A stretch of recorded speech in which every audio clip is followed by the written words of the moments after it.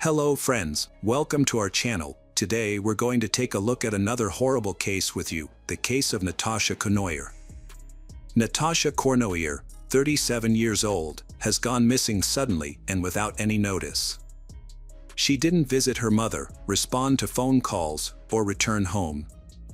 As the day went on, it became clear that none of her friends or colleagues had seen her either. Her worried relatives reported her missing at 5 p.m., prompting a police investigation. Natasha worked as a public relations specialist for the Correctional Service of Canada.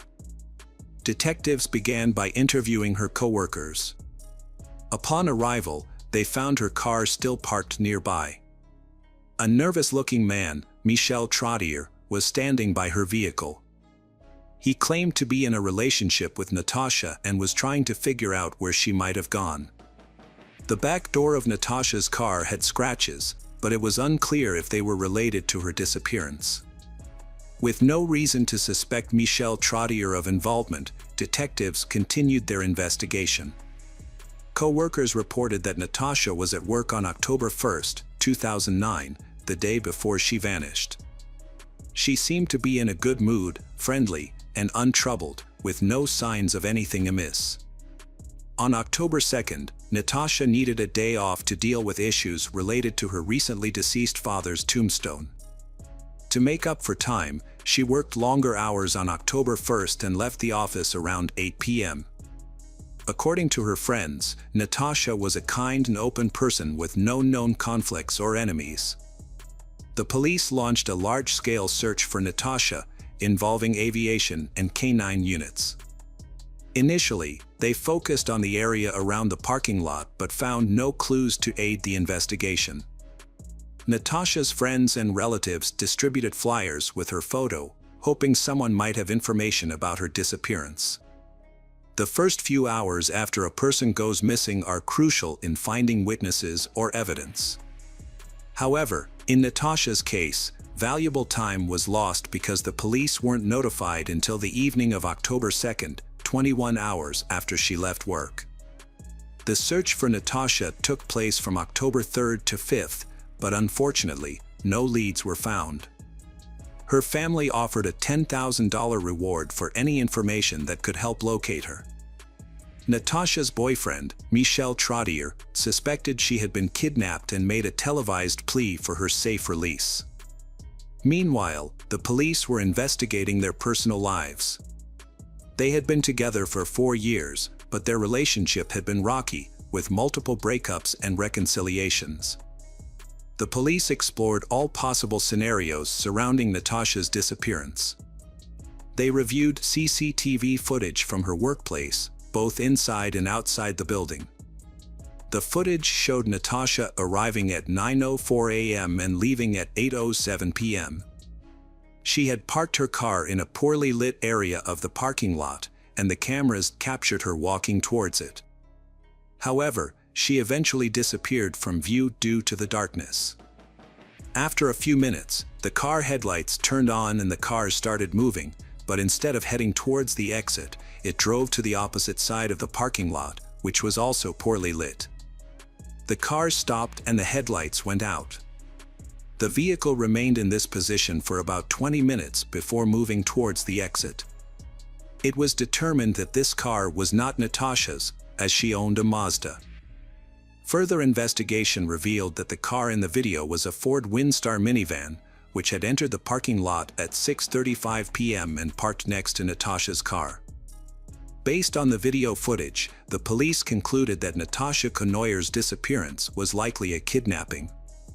On the 5th day of the search, October 6, 2009, the focus shifted from finding a missing person to investigating a homicide. Natasha's body was discovered in a vacant lot in the Point Au Trumbull area, approximately 20 miles from her workplace. The body was located next to a dirt road that led to the riverbank. The news of Natasha's death devastated her relatives and friends, who were further disturbed by the medical examiner's report. According to the report, Natasha's cause of death was strangulation. Additionally, she had suffered 9 facial injuries, including a broken nose, and had marks on her wrists and ankles indicating that she had been bound. Seminal fluid was also found inside her body, which would serve as a source of DNA evidence.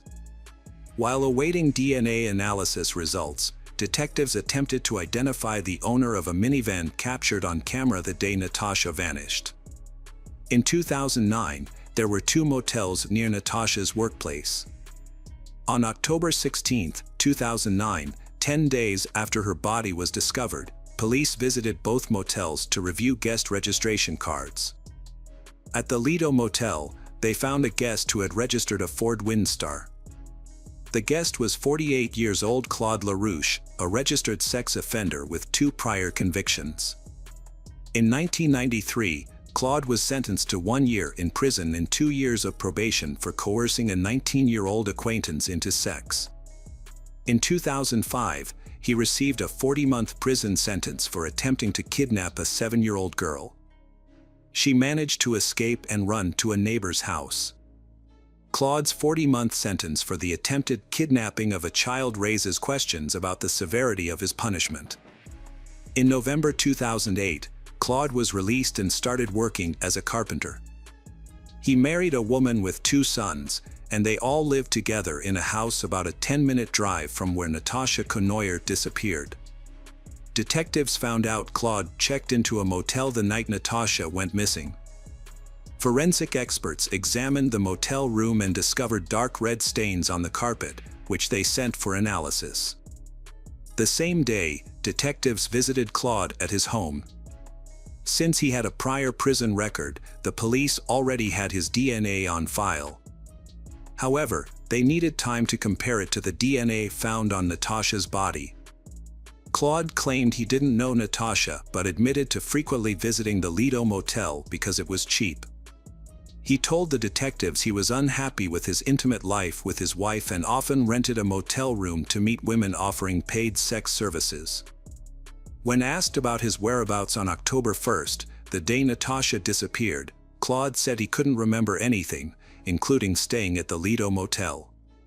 He attributed his memory loss to excessive substance use, but his memory partially returned soon after. On November 5, 2009, a month after the body was discovered, detectives returned to Claude LaRouche's house. This time, however, it was not for a conversation. DNA analysis revealed that the seminal fluid found in Natasha Cournoyer's body matched LaRouche's. Additionally, Natasha's DNA was detected in the motel room Claude rented and inside his car. Montreal police say there's no link between the crime and Cournoyer's job at Correctional Service of Canada, and the victim didn't know the suspect. Following Claude's arrest, Montreal Police Inspector Daniel Rousseau stated that citizens could now feel safer in public. The news of the arrest shocked Claude's neighbors, who described him as a friendly and polite individual. The next day, on November 6, 2009, Claude LaRouche became a suspect in Natasha Cournoyer's case.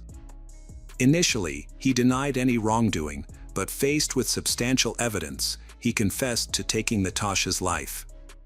However, he claimed her death was accidental and not intentional. During his 2011 trial, 2 differing accounts of the events emerged, one from Claude and his defense team, and the other from the prosecution. According to Claude's testimony, he was waiting in a parking lot for a drug dealer on the evening in question. While sitting in his car, Natasha appeared beside him.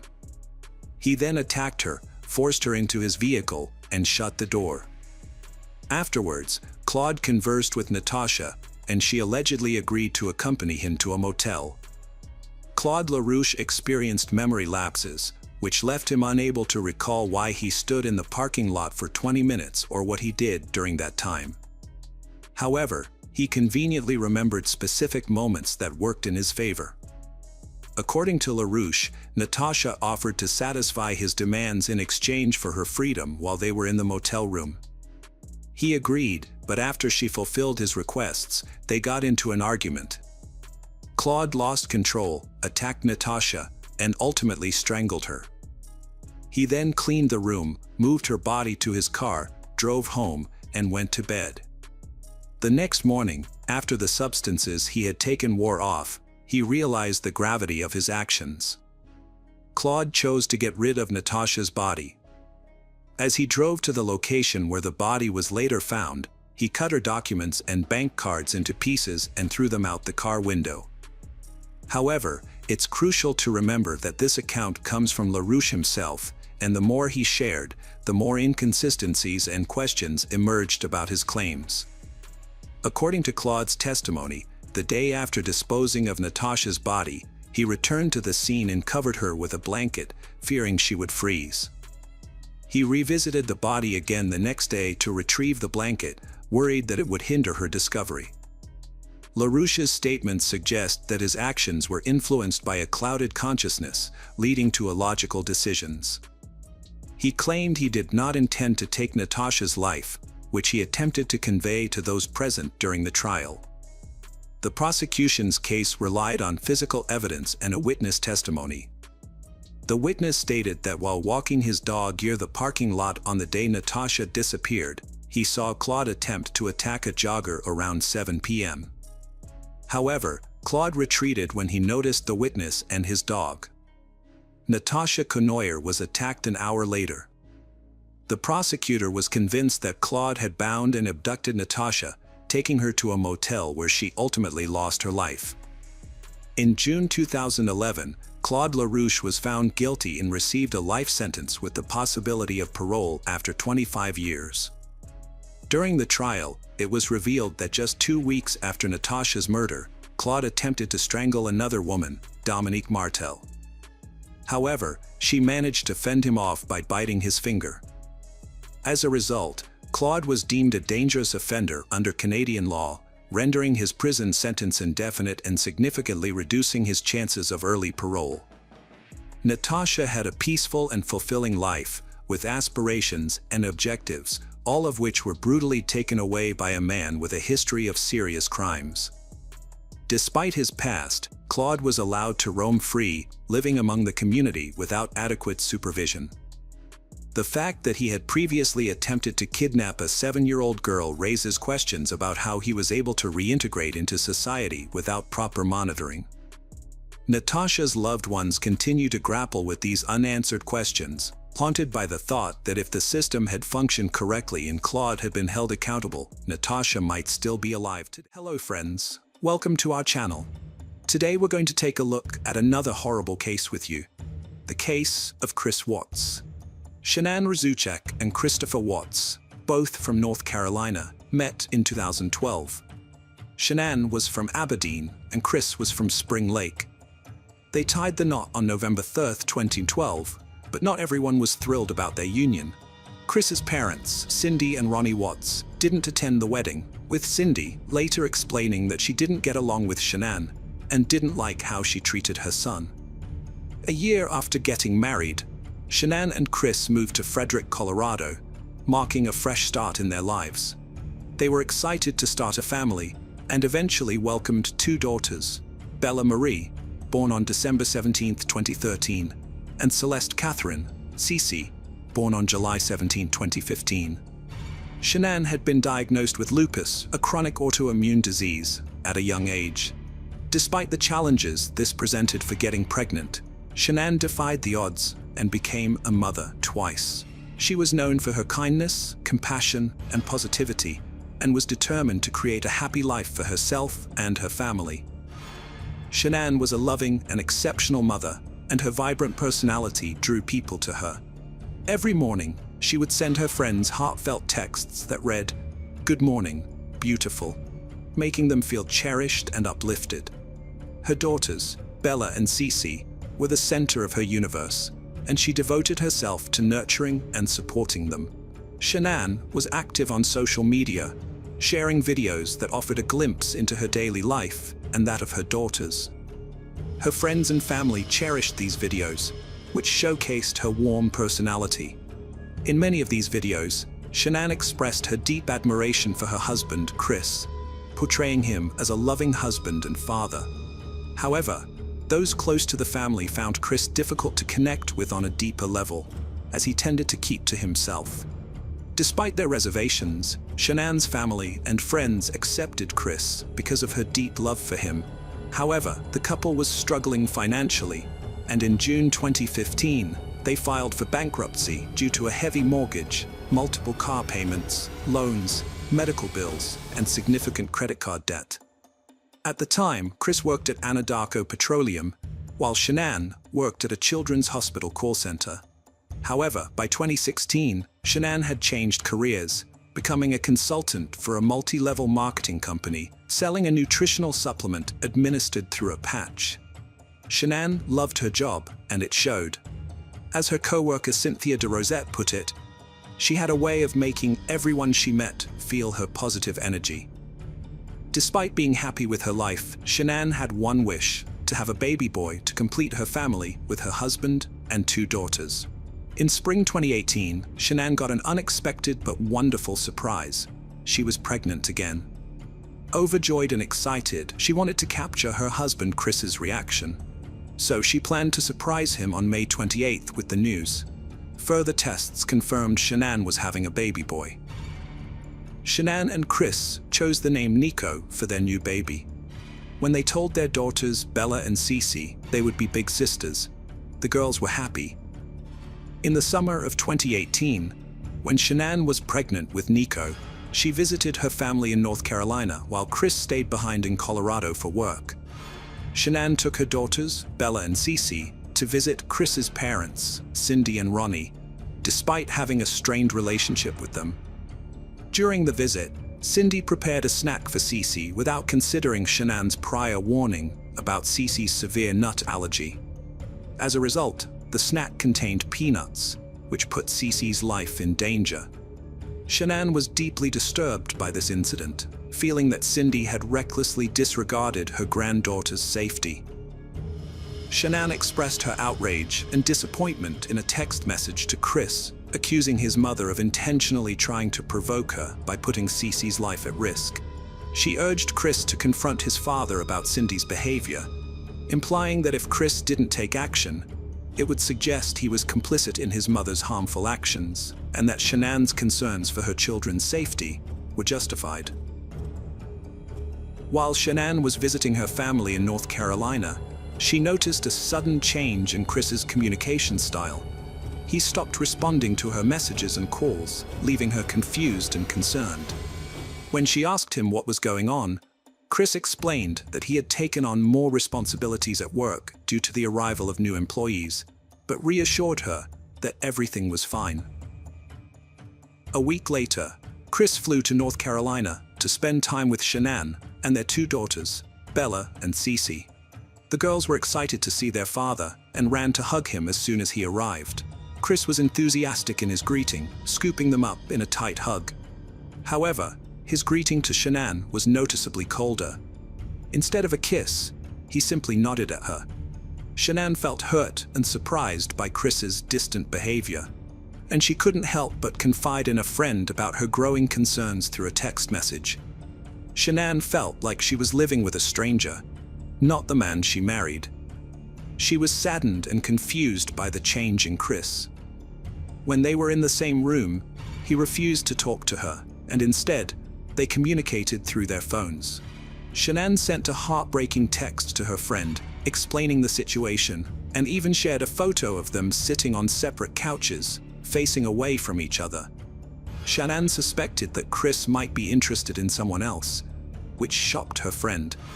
However, her friend disagreed, saying that Chris loved Shanann too much to do that. But Shanann was devastated because Chris had told her that he no longer thought they were compatible.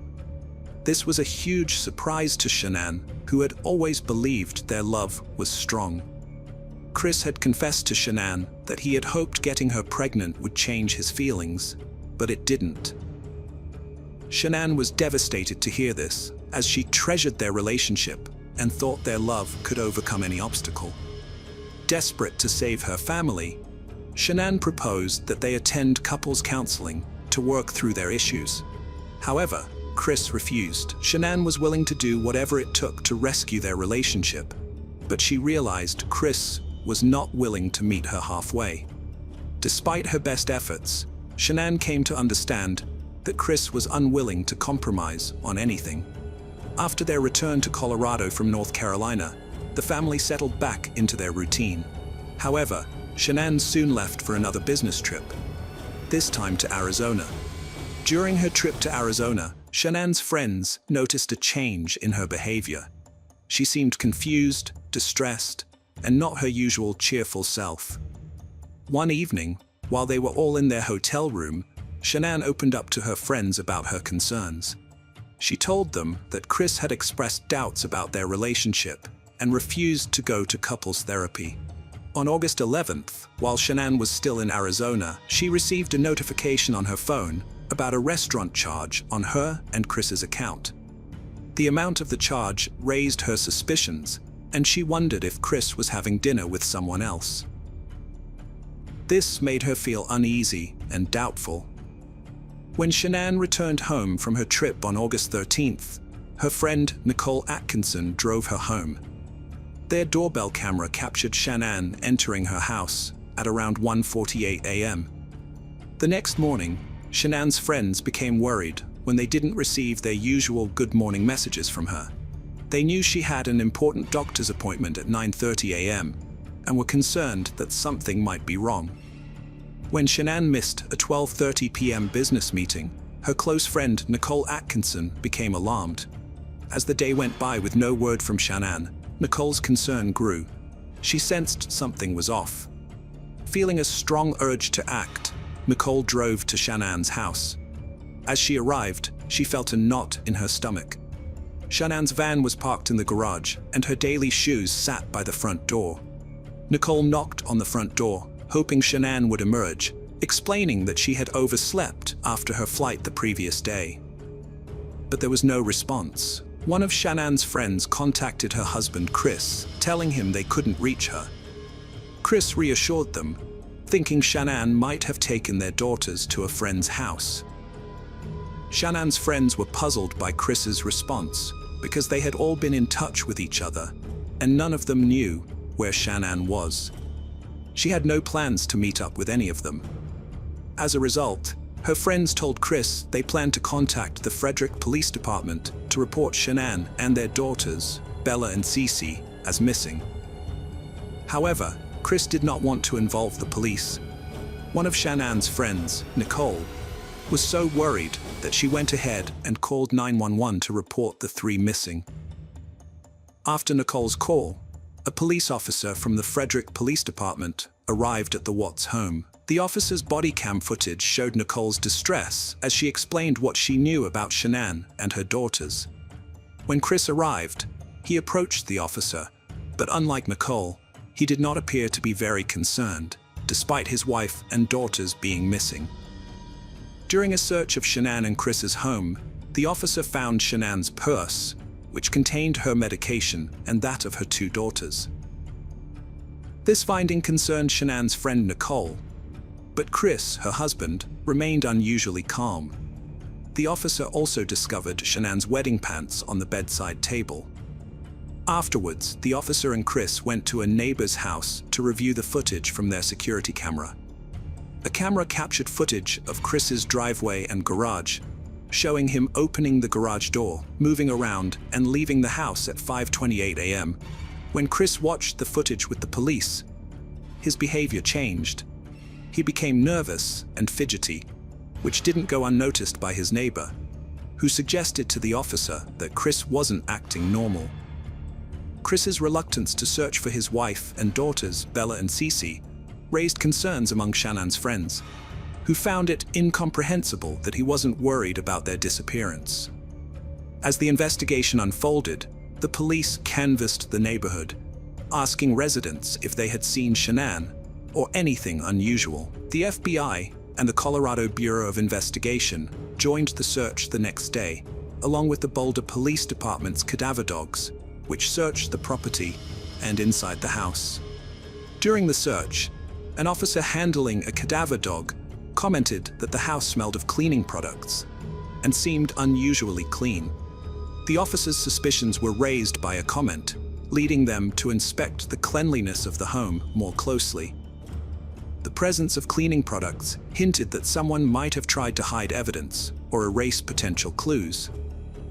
While his house was being searched, Chris gave an interview to 2 Denver news stations outside his residence. During the interview, Chris claimed that he and Shanann hadn't argued before she left, but he did mention they had an emotional conversation. Chris appealed to whoever was holding his family, begging for their return and expressing his desire to be reunited with them. He emphasized that his house felt empty without them, but his behavior during the interview raised concerns. Chris appeared cold and unemotional, which surprised those who knew him. Shanann's friends, who watched the interview, were disgusted by Chris's nonchalant demeanor, finding it strange and contradictory to his plea for his family's return. On August 14th, Special Agent Coda conducted an interview with Chris. During the conversation, Chris suggested that Shanann might have taken the girls to a friend's house to unwind. Meanwhile, the police station received a flood of tips about possible sightings of Shanann and the girls. The department received various photos, which Chris was asked to review to see if he could identify his missing wife and daughters.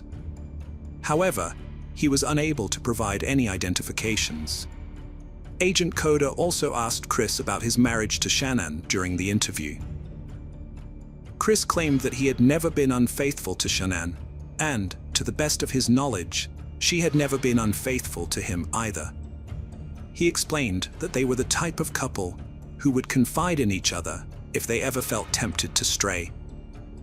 One notable aspect of Chris's behavior during the interview caught Agent Coda's attention.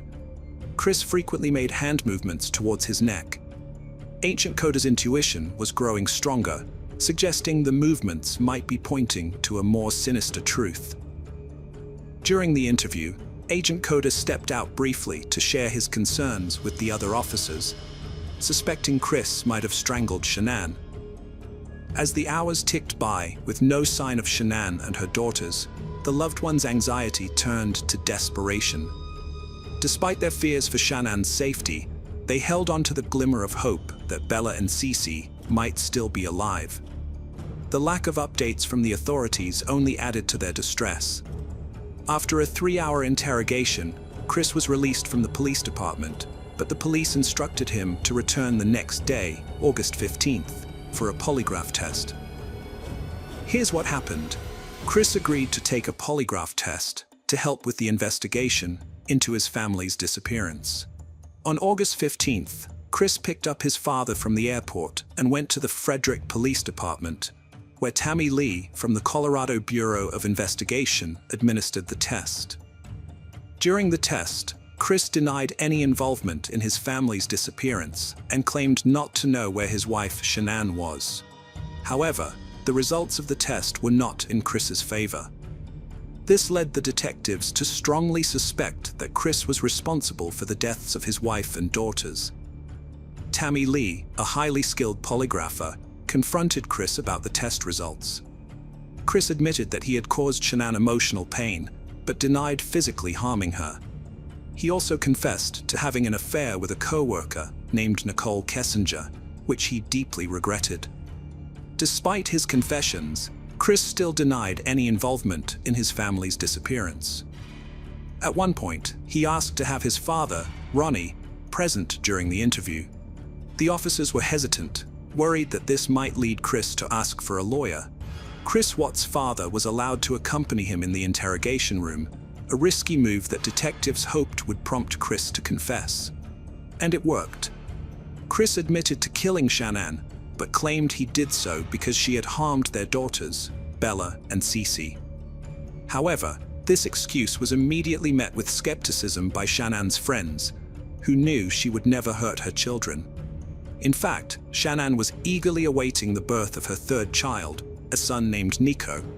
During the interrogation, Chris disclosed the location of Shannan's body, which he had buried in a shallow grave at one of his work sites. He also revealed that he had disposed of his daughters' bodies in oil tanks.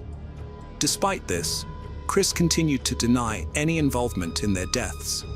Even after being arrested and taken into custody, the detectives never believed Shanann was responsible for harming her daughters.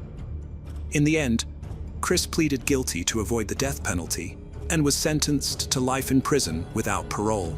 At the sentencing hearing for Chris, the judge expressed outrage over the brutal crime Chris had committed, calling it the most inhumane and vicious one he had seen in his entire career of handling thousands of cases. Years later, Chris confessed to murdering his wife Shanann in their bed. According to Chris, he strangled her after she discovered his infidelity and threatened to take their daughters away. Chris then put Shanann's body in his truck and drove to his work site with their 2 daughters. Tragically, Chris admitted to killing his daughters one by one at the site, with one daughter forced to witness the murder of her sister before meeting the same fate.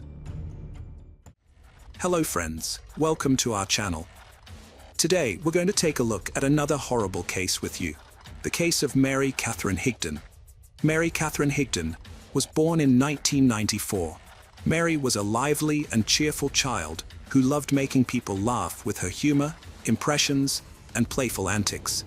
She had a special bond with her pet frog, which she'd often take on walks around town. Mary was an outdoorsy person who enjoyed exploring nature and appreciating its beauty. She was also passionate about performing, often putting on shows for her family that showcased her creativity and imagination. Her family saw great potential in her and thought she had a bright future ahead. As she grew older, Mary developed a strong interest in firearms. She learned to handle guns responsibly and appreciated their power. She became a skilled marksman and continued to develop her skills. During her high school years, Mary met her partner, Stephen Freeman, who would become the love of her life. Stephen was born on January 1st, 1995, in Griffin, Georgia, where he grew up with his parents and brother. He had a happy childhood, surrounded by a loving family and many friends who described him as laid-back, kind, and helpful. Stephen enjoyed spending time outdoors and exploring nature. Stephen was particularly close to his parents, but he shared a special bond with his mother. When she graduated from college after returning to school, Stephen wrote her a heartfelt letter expressing his admiration for her achievement. In the letter, he praised her hard work and determination, saying he looked up to her every day and loved her more than words could say. Stephen had immense respect and appreciation for his mother, which was clear in the way he spoke about her. After meeting in high school, Stephen and Mary Catherine formed a strong bond, united by their passion for outdoor activities like hiking, camping, fishing, and hunting. Their shared love of nature became the foundation of their robust relationship. After graduating from high school, the couple decided to take the next step by moving in together in Griffin, Georgia. Living together in their own space thrilled Mary Catherine and Stephen. What's more, Stephen's mother welcomed Mary Catherine into their family, treating her like a daughter. Every Sunday, the couple would visit Stephen's parents for a big family dinner, a tradition that brought them all closer together and solidified Mary Catherine's place within the family. Stephen's friends were initially hesitant about his relationship with Mary Catherine, but as they got to know her better, they began to appreciate her positive influence on Stephen's life. They saw how happy and joyful she made him, and they admired her enthusiasm for the outdoors. Stephen and Mary Catherine had different occupations. Stephen worked as a metal worker, specializing in roof repairs. Mary Catherine, on the other hand, had 2 part-time jobs. She worked as a teacher's assistant at St. George's Episcopal School, a preschool in Milner, Georgia. Additionally, she was employed at a sporting goods store where she sold guns.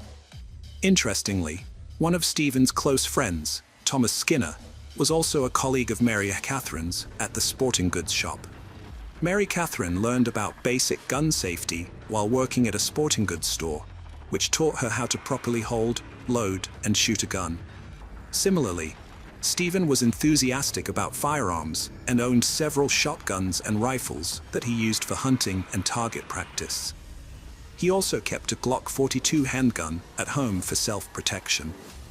After 5 years together, Mary Catherine and Stephen were still living in their apartment in Griffin, Georgia, by the summer of 2018. However, their relationship took a tragic turn on August 1st when Mary Catherine made a distressing 911 call, marking the end of their high school romance. Mary Catherine frantically called the dispatcher, screaming that she had accidentally just shot her boyfriend. The police quickly responded to the emergency call and arrived at the apartment shared by Mary Catherine and Stephen. They found Mary Catherine in a state of panic, crying and hyperventilating as she knelt beside Stephen's motionless body. She repeatedly wailed that she could not lose him, her voice filled with anguish and desperation. As the police carefully moved Mary Catherine away from Stephen, they were able to assess his condition.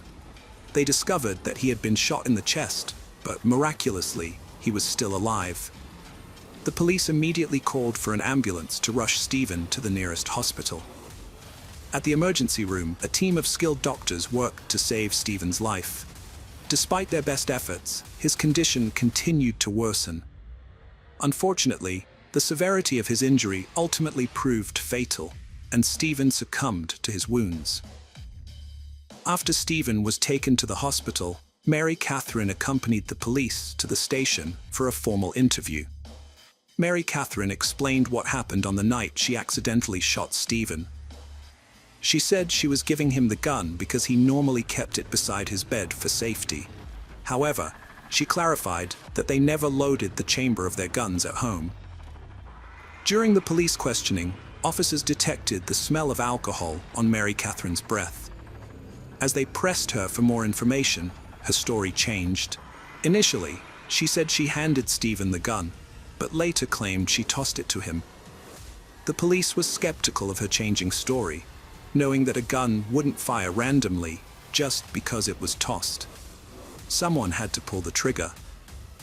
The police investigation revealed that Mary Catherine must have been pointing the gun directly at Stephen's body for the bullet to have struck where it did, given the location of his gunshot wound. During her interview, Mary Catherine admitted, "I did it out of anger."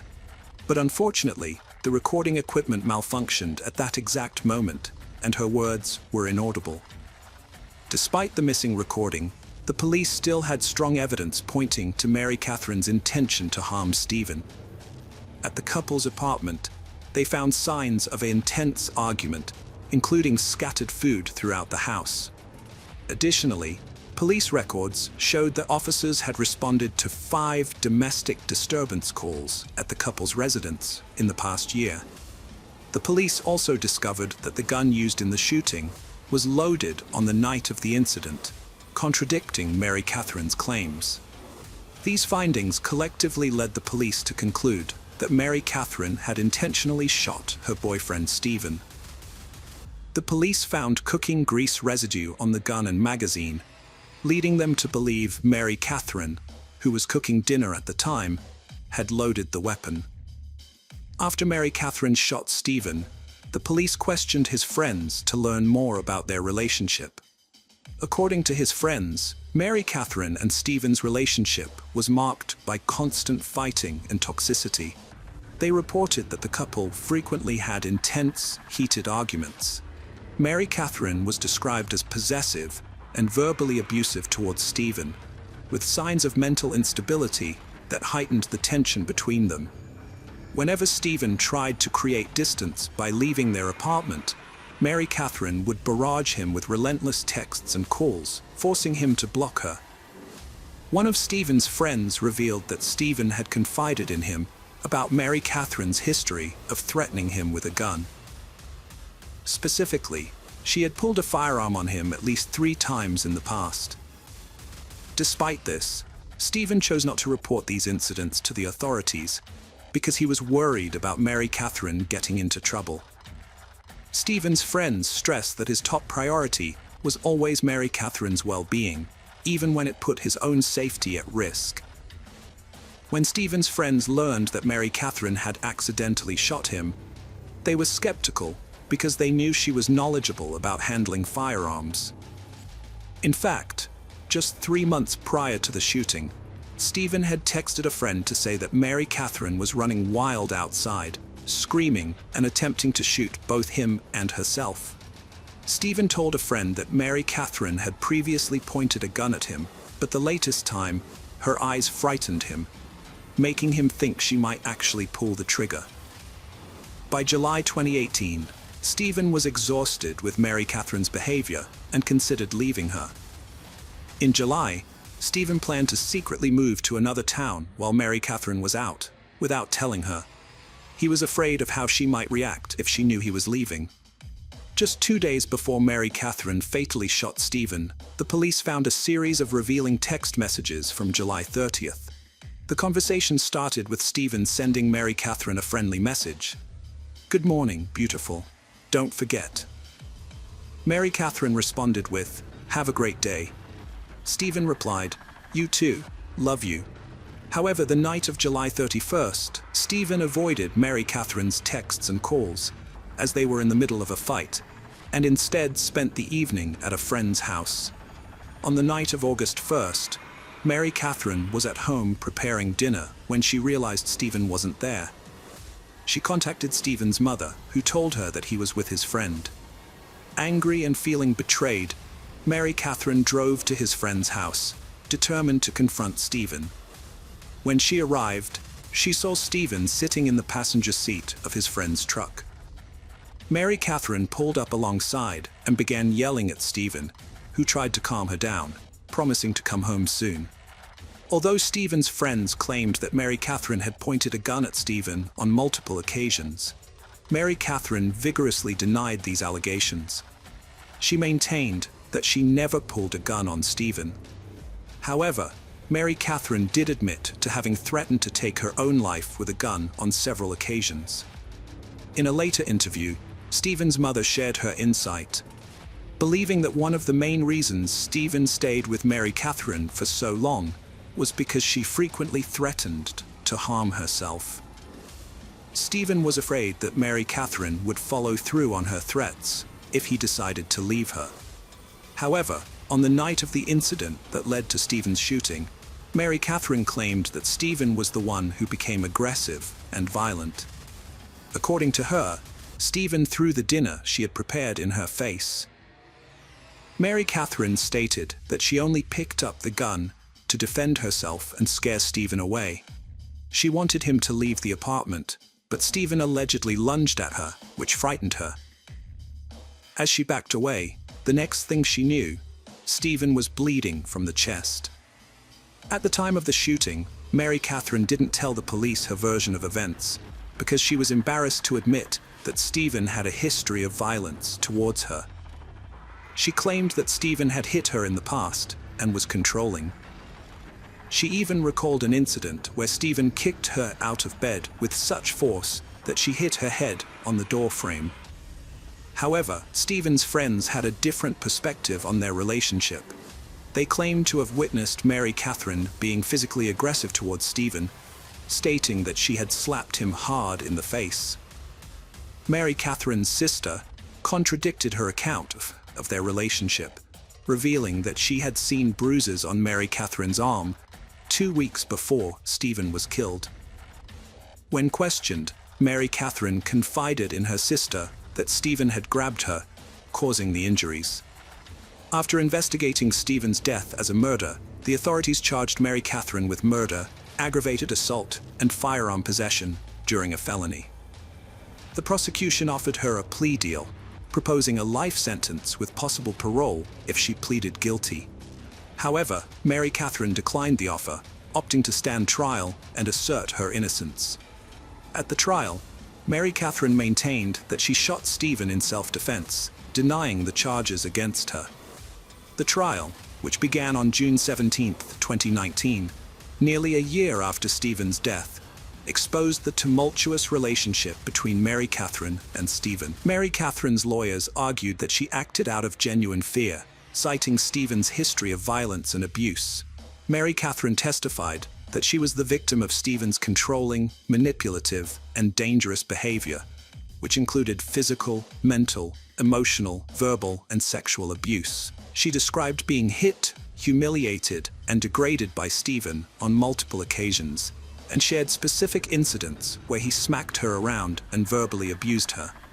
Mary Catherine explained that Stephen's constant threats and abuse left her feeling trapped, fearful for her life, and constantly walking on eggshells to avoid triggering his anger.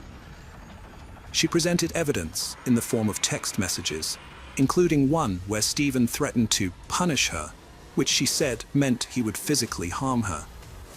Another text message showed Stephen's explicit threat to hit her back twice as hard if she defended herself. Mary Catherine's defense team also presented messages that supported her allegations of sexual assault, including a text where Stephen mentioned his red room, which she described as a place where they engaged in violent and aggressive intercourse. Mary Catherine testified that Stephen sexually assaulted her on 2 occasions, including one after they returned from a vacation to Walt Disney World, where he allegedly ignored her pleas to stop and intensified his efforts instead. The defense presented over 60 pages of text messages from Stephen, which showcased his pattern of verbal assaults and threatening behavior towards Mary Catherine. These messages included disturbing images and captions, such as one showing Stephen holding a dead fish, accompanied by the caption, "This is you."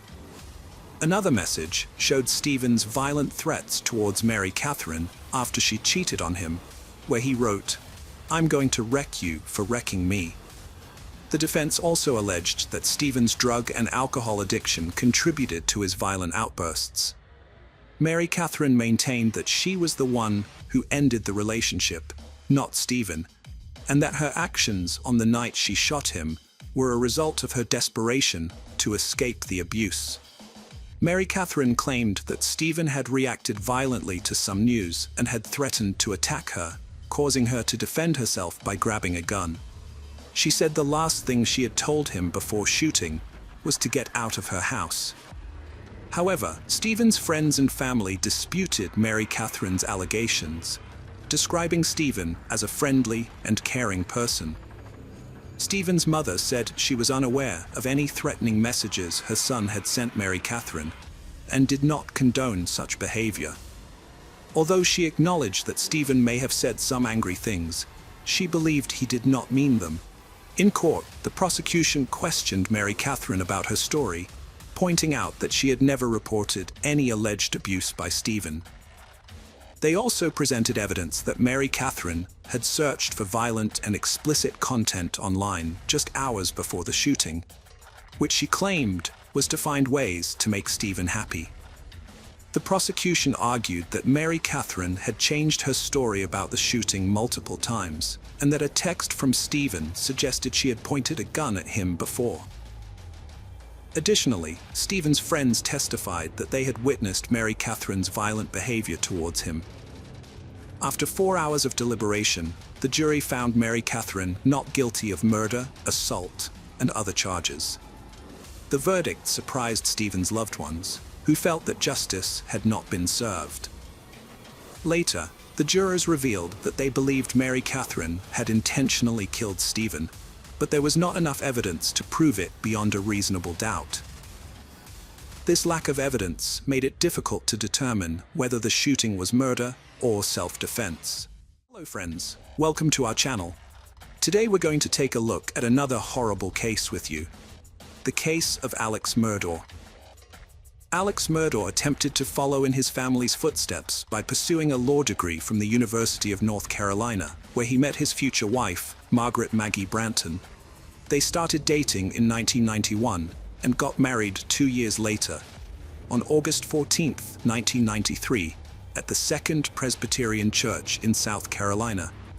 Alex and Maggie had 2 sons, Richard Buster Murdaugh and Paul Murdaugh. Alex joined his family's law firm, PMPD, as a personal injury attorney, aiming to continue his family's legacy. However, unlike his ancestors, Alex misused the power and influence his family's firm provided, covering up financial crimes, theft, and possibly even murder. For over a decade, Alex's dishonest dealings went unnoticed until his youngest son, Paul, was involved in a fatal boating accident.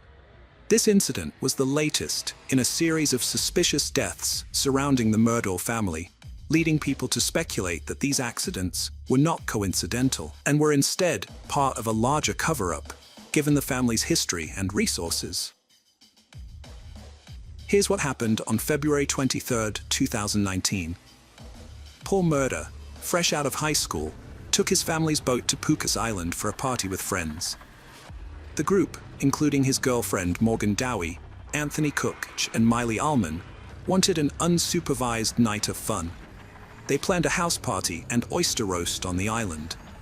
To make the night complete, Paul used his older brother's ID to buy beer and hard liquor. They left the Myrtle River House around 7 p.m. and continued partying until midnight.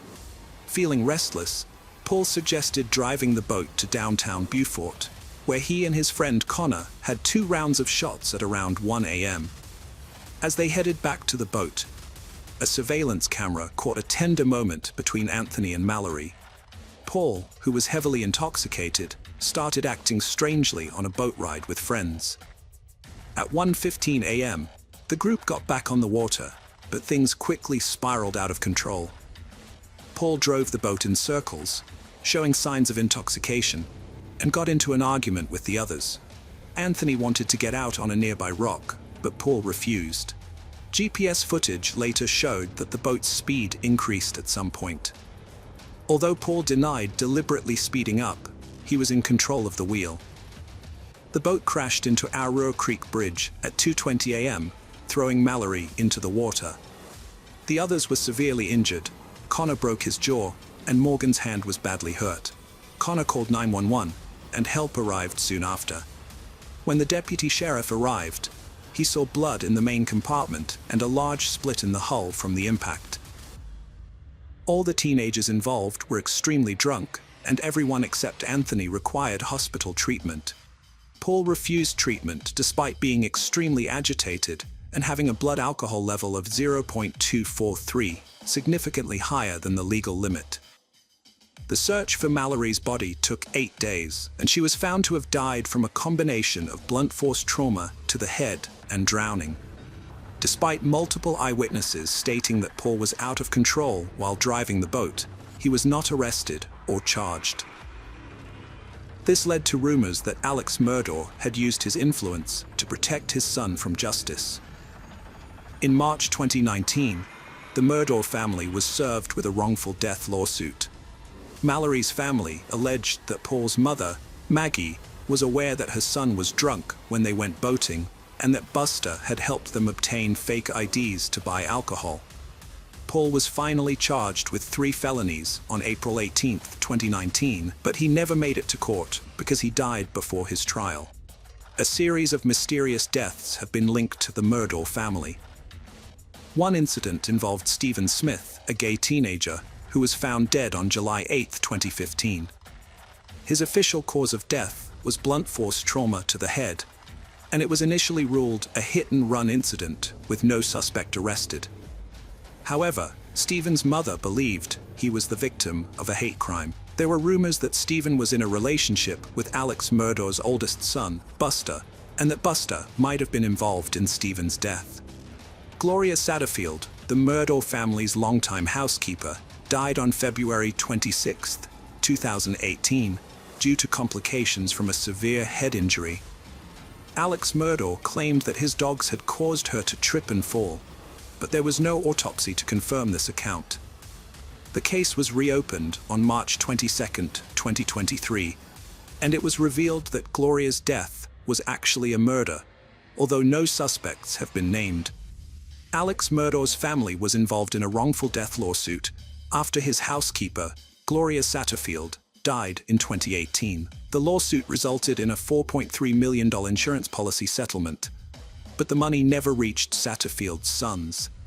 Instead, Murdaugh allegedly conspired with his friend Corey Fleming, a lawyer and godfather to one of Murdaugh's sons, to steal the payout. The money was diverted to Murdaugh's bank account, and the Satterfield family was never notified. Satterfield's sons filed a new civil lawsuit against Murdaugh in September 2021. On the same day, state investigators opened a criminal investigation into Satterfield's death, citing inconsistencies in the coroner's report. The Satterfield family allowed authorities to exhume Satterfield's body for further investigation. Meanwhile, Murdaugh was facing numerous financial and embezzlement charges. He was allegedly involved in a money laundering and painkiller ring with his distant cousin Curtis Smith, which lasted from 2013 to 2021. On September 4, 2021, Murdaugh orchestrated a scheme in which Smith shot him in an attempt to collect a $10 million life insurance policy. However, the bullet only caused superficial injuries, and Murdaugh was able to call 911 himself. Days later, Murdaugh confessed to the scheme and was charged with insurance fraud, conspiracy to commit insurance fraud, and filing a false police report. He surrendered himself and was taken into custody. 2 days later, he announced his resignation from his family's law firm and entered rehab. However, it was soon revealed that Murdaugh had misappropriated $792,000 from his law firm. His law license was indefinitely suspended in September 2021. Investigators continued to uncover numerous financial crimes, tax evasions, and embezzlements committed by Murdaugh. After leaving rehab, Murdaugh was arrested again and charged with 2 felony counts of obtaining property by false pretenses. He was denied bond and later indicted on 27 counts of financial misconduct, accused of stealing money from clients, lawyers, and the Satterfield family. Alex Murdaugh faced additional charges on December 9, 2021, with 21 new counts added to the existing 27, bringing the total to 48. The charges included forgery, money laundering, computer crimes, breach of trust, and obtaining signature or property by false pretenses. It was estimated that Murdaugh had stolen over $6.2 million from his victims. The state's investigation into his business dealings took months, with new charges emerging almost daily. By June 2022, the charges against him had risen to 81, and by the time he was formally disbarred on July 13, 2022, he faced 84 criminal charges and 11 lawsuits. One of the victims' mothers filed a legal claim against the estates of Margaret and Paul Murdaugh, raising questions about the character of the once prominent attorney. Could he be hiding something even more sinister, such as the murder of his wife and son? What could have been his motive? The South Carolina Law Enforcement Division, SLAD, revisited the double murder case, considering new information gathered during the investigation into Murdaugh's financial crimes. They discovered that Alex and Maggie Murdaugh's marriage was troubled, and Maggie was living apart from her husband at their beach home on Edisto Island. Maggie's sister, Marion Proctor, told law enforcement that Maggie had not planned to see Alex on the night of the murders. Alex had asked Maggie to meet him at the family's hunting lodge, where she and her younger son were later found shot dead near the dog kennels. Alex claimed to have taken a long nap before leaving to visit his ailing mother, who suffered from dementia. He stated that he was away for 45 minutes to an hour and a half and found his wife and son dead upon his return. However, law enforcement suspected that Alex's timeline was questionable and lacked a clear motive for the murders. The investigation revealed that weeks before the murder, the state grand jury had subpoenaed Alex Murdaugh's finances, which threatened to expose his financial wrongdoings. Additionally, his law firm had discovered his misappropriation of company funds, and he was confronted about it on June 7, 2021, the day of the murder. State authorities believed that the financial pressure had pushed Alex to hatch a plan to divert attention from his crimes and garner sympathy in the public eye. 13 months after the fatal shooting, Alex Murdaugh was charged with the murders of his wife and son. The prosecutor alleged that Murdaugh had shot and killed his wife and son at close range with a shotgun and an AR-style rifle. The murder weapons were never found. Murdaugh's defense team argued that 2 shooters were involved due to the different weapons used. Expert witness testimony suggested that the shooter was likely between 5'2" and 5'4" tall, which ruled out Alex Murdaugh as a suspect due to his 6'4" height. However, under cross-examination, the expert admitted that there were other possible explanations for the bullet trajectory, beyond the shooter's height. The investigation revealed that Maggie was shot with 300 blackout ammunition from an AR-style rifle, and a box of this ammo was found at the Murdaugh family estate. Prosecutors argued that Alex killed his wife and son to gain sympathy and avoid accountability for his financial crimes. Alex's lawyers countered that this didn't make sense, as it would only shift attention to himself and put him in the spotlight of a murder investigation. Alex was a person of interest from the start of the investigation, but his lawyer claimed he had an ironclad alibi for the night of the murders and no motive to kill his family. Prosecutors presented 2 videos taken on the night of the murder, which appeared to show Alex wearing different shirts. The Snapchat video taken from Paul's phone showed Alex wearing a blue shirt, while the body cam footage showed him wearing a different shirt. Investigators couldn't find the blue shirt, and prosecutors suggested Alex tried to influence a key witness's account of what he was wearing. Cell phone data and testimony from Alex's mother's caregiver confirmed that Alex was only at his mother's home for 15 to 20 minutes, contradicting his claim of staying for 45 minutes to an hour and a half. The most crucial piece of evidence was a video found on Paul's phone, recorded at 8:44 p.m., just minutes before the murders. The video featured the voices of Paul, Maggie, and Alex, placing Alex at the scene of the crime. This contradicted his previous alibi and confirmed his presence at the dog kennels where the murders occurred. Alex testified that he didn't shoot his wife or son, but admitted to lying about his alibi. Alex Murdaugh changed his story, claiming that his opioid addiction and resulting paranoia led him to lie to law enforcement. However, prosecutors argued that Murdaugh fabricated this excuse after murdering his wife and son. They believed he used his wife's phone to create an alibi by making calls and sending texts, including "Call me, babe," at 9:47 p.m. Phone data showed that Murdaugh's and his wife's phones locked simultaneously, and Alex's phone recorded a sudden increase in steps around the time of the murder. Prosecutors suggested this was evidence of him trying to hide or dispose of evidence, but his lawyers disputed this, pointing out that the step patterns on Alex's phone did not match his wife's. The decisive evidence came from a video recorded at the dog kennels. After deliberating for just 3 hours, the jury found Murdaugh guilty on all counts on March 2, 2023. He was sentenced to 2 consecutive life sentences without parole. Additionally, he received a 5-year sentence for possession of a weapon during a violent crime. Murdaugh pleaded guilty to 22 financial crimes as part of a deal, but maintains his innocence in the murders. He appealed his conviction on March 9, 2023. In a surprise move, his lawyers filed a motion for a new trial, alleging that Rebecca Hill, a court clerk, had engaged in jury tampering. Hill denies the allegations, which include advising jurors to disregard Murdaugh's testimony and other defense evidence, pressuring them to reach a quick guilty verdict, and misrepresenting critical information to the trial judge. A hearing is scheduled for Murdaugh's lawyers to present evidence and witnesses to support their claim. However, a judge has not yet been assigned to preside over the hearing.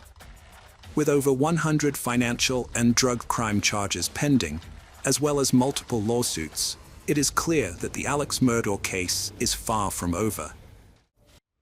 Hello friends, welcome to our channel. Today we're going to take a look at another horrible case with you. The case of Michael Haight. Michael Haight was born on January 7, 1980 in Seattle, Washington, and later moved to Cedar City, Utah, with his family after his father finished dental school. As a child, Michael was very active and enjoyed playing sports like baseball, basketball, and soccer. He also excelled in school and achieved the rank of Eagle Scout. After graduating from high school in 1998, Michael worked at a fish plant in Alaska for the summer, where he quickly proved himself as a leader, rising to the position of line manager and overseeing a team of over a dozen men. This experience showcased his strong work ethic and dedication. Michael then embarked on a mission trip to South Brazil with the Church of Jesus Christ of Latter-day Saints, which deepened his faith and commitment to his religious community. When he returned to the United States, he pursued a business degree at Southern Utah University, graduating in 2004. During his time at the university, Michael met his future wife, Tasha Earle, and they fell in love. They got married in the St. George Temple on May 10, 2003. Michael appeared to be a devoted husband and father, often spending quality time with his family at sports events, school concerts, and working on projects together in the garage. On January 4, 2023, a shocking discovery was made at the Haight residence in Enoch. 8 bodies were found, leaving investigators and neighbors stunned. The events leading up to this gruesome finding began when Tasha Haight missed an online appointment and her husband Michael failed to show up for work. Their concerned colleagues contacted the police to perform a welfare check at the Haight residence. When officers arrived, they knocked on the door but received no response. As they surveyed the property, it seemed empty. Considering the Haight's had 5 children, the police reached out to the Iron County School District to check if any of the kids were in school that day. However, it was found that none of the children were present.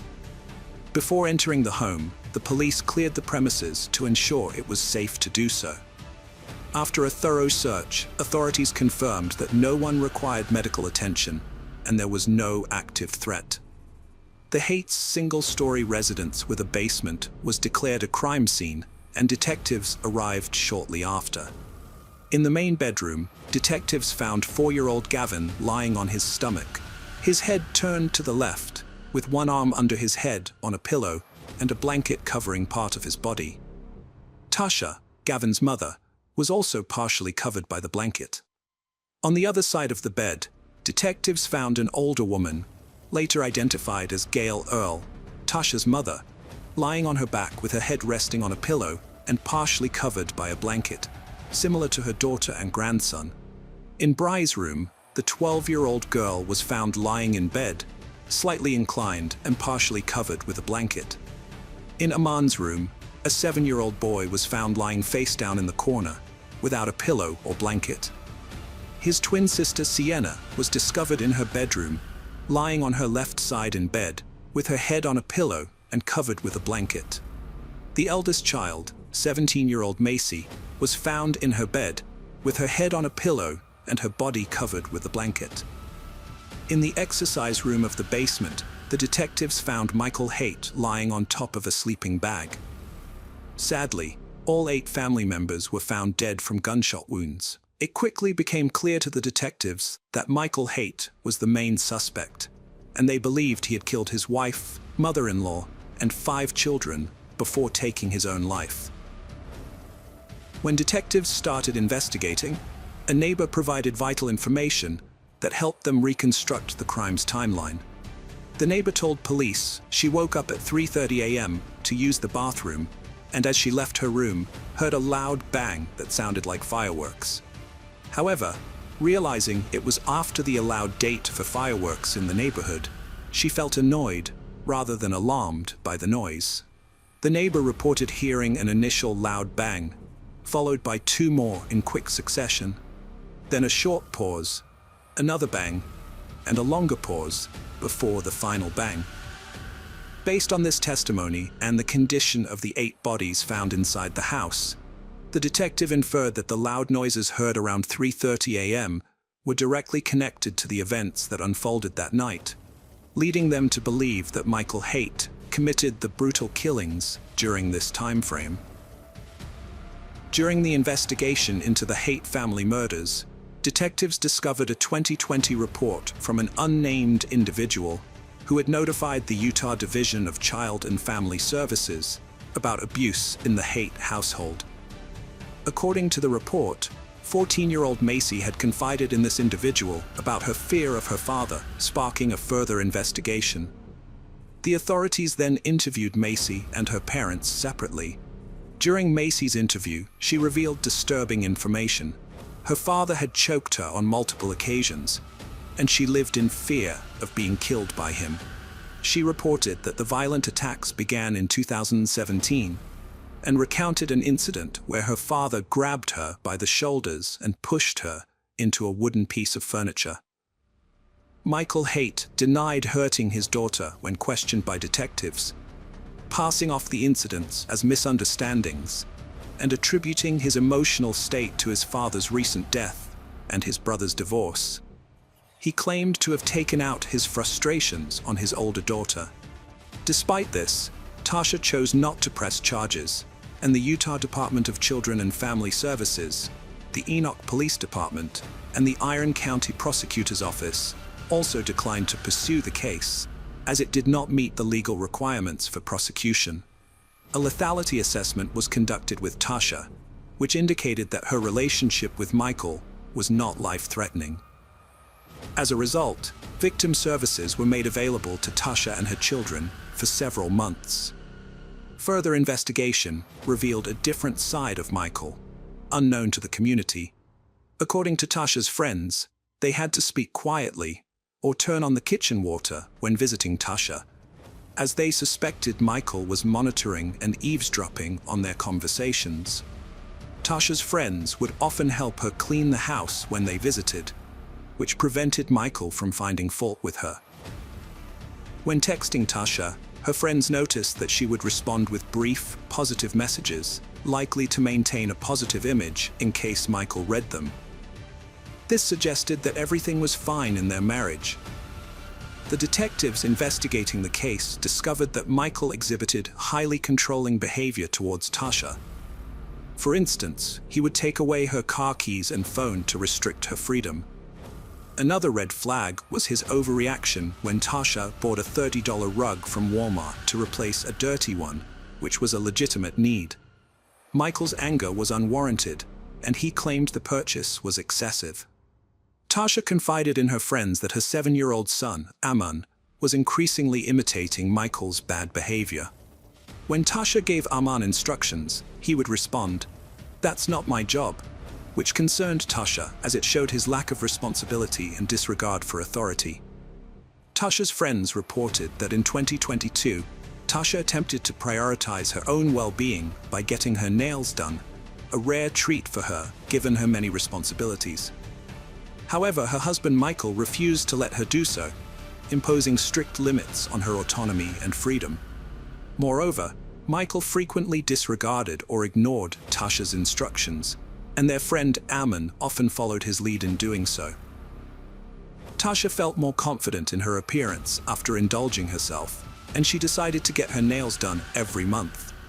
However, Michael was unhappy about this decision and expressed his disapproval, worried about the cost. Tasha explained that it would only cost $25 per month, but Michael was unconvinced, arguing that the money could be better spent on their children. Michael's reaction was rooted in his need for control and sense of financial responsibility towards their family. Around the same time, Tasha started prioritizing her self-care and began losing weight, which had been a sensitive topic for her since Michael had often called her fat and ugly. However, instead of being supportive, Michael became furious and accused Tasha of cheating on him, trying to explain the sudden change in her appearance. Michael's controlling behavior escalated as he tried to manipulate Tasha's weight loss, pleading with her to stop losing weight because he was worried that other men might find her attractive. This demand was driven by his own insecurities and desire for complete control over Tasha's body and behavior. Tasha's friends also told the police about an incident where the kitchen table broke and Tasha needed to buy a new one. However, Michael refused to give her the money, further demonstrating his controlling behavior. Tasha was fed up with the old table and decided to take initiative by refinishing it to make it look better and more functional. However, Michael was unhappy with her decision because she didn't ask for his permission first.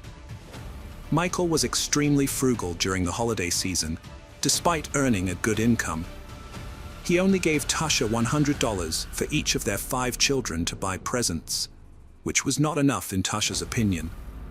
Tasha always made sure her children had a wonderful Christmas, But Michael refused to provide more funds, claiming that he worked hard for his money and saw no reason to give more to his family. He believed that his income was rightfully his alone. Michael's passion for reducing waste and conserving resources led him to implement strict rules on household habits. He forced Tasha to wash and reuse plastic bags, even if they had been used only once or multiple times. This excessive demand for reusing bags added to Tasha's responsibilities, leaving her feeling burdened and overwhelmed. Michael's controlling behavior extended to every aspect of Tasha's life, including her daily routines. For instance, he demanded that she use baby wipes for cleaning, claiming it was better for the environment and more cost-effective. However, this requirement caused Tasha discomfort, hygiene issues, and unnecessary stress. If Tasha failed to follow Michael's instructions, she would face severe consequences, which he made clear would lead to serious trouble. This threat instilled fear and submission in Tasha, leaving her no choice but to obey Michael's demands. Tasha confided in her friends that while Michael had been cruel to her throughout their marriage, he had never directed this cruelty towards their children until the late 2010s. However, over time, the abuse towards their daughter Macy escalated, driving her to consider suicide. Michael had unrealistically high expectations for his daughter Macy, demanding she earn perfect grades despite her struggles, which were exacerbated by the emotional burden of his abusive behavior. This pressure was crushing for Macy. Macy's friends shared a disturbing incident with the detective. One evening, Michael returned home to find Macy comforted by her mother. He became enraged and ordered Macy to clean her room. This event left Macy deeply disturbed, remembering the hatred and evil she saw in her father's eyes. The detectives also discovered an incident where 7-year-old Briley disobeyed Michael while playing with a changing table. Michael responded by blaming his wife Tasha for their children's behavior, calling them the worst and most disrespectful in the world. He then humiliated Tasha, calling her fat and ugly in front of their 5 children. This painful incident prompted Tasha to plan her escape and file for divorce after 20 years of marriage. Tasha realized she had to leave her husband Michael after witnessing his abusive behavior and lack of self-control. She knew staying in the marriage would negatively impact her children, and their well-being was more important than her marital commitment. In December 2022, Tasha filed for divorce, but asked for the papers to be delivered after Christmas to give her children one last normal holiday before the separation. When Michael received the papers, he tried to act normal, but Tasha saw through it. He told her to leave the children behind, but she refused, taking them to her mother's home in Lynn, Utah. Michael showed up at his mother-in-law's house, trying to convince Tasha to go for a ride with him, but she refused, sensing danger. After filing for divorce, Tasha's mother moved in to support her and the children. However, Michael's actions worsened the situation. He refused to leave the family home, instead moving into the basement. Tasha discovered he had secretly transferred $220,000 from their children's savings accounts without her knowledge or consent. She also found that her inherited firearms were missing, leaving her family vulnerable. The couple's children, Macy and Briley, were affected by the constant drama at home. Macy had a secret phone to record her father's outbursts as evidence for the divorce, while Briley found solace at a neighbor's house. Both girls were relieved about their parents' divorce. On January 3, 2023, Tasha met with her attorney, expressing concerns about her divorce and Michael's volatile behavior. Although she had relocated him to the basement, the attorneys pressed her about feeling safe. Tasha reassured them she never feared for her or her children's well-being, but in hindsight, her optimism was tragically misplaced. A disturbing discovery emerged from the digital evidence found on the family's computers and cell phones. Just days before the tragic shooting, Michael made a series of concerning Google searches on December 30th at 10:41 p.m. These searches focused on firearms and shooting-related topics, revealing his sinister intentions. The search results showed Michael had asked alarming questions, such as the loudness of a 9mm gunshot and what a gunshot sounds like. Before taking his own life, Michael wrote a note expressing his desire to end the controlling behavior he felt he was subjected to by his wife. He stated that he couldn't handle the situation for another day and wanted to escape the manipulation. Michael's note conveyed deep frustration and desperation, as he repeatedly asked for help but felt ignored. He emphasized his determination not to be a burden to society. The details of this case have left many in shock, revealing a deeply dysfunctional family plagued by violence. Michael's actions were premeditated and calculated, as he carefully planned the murders to catch his wife and children off guard.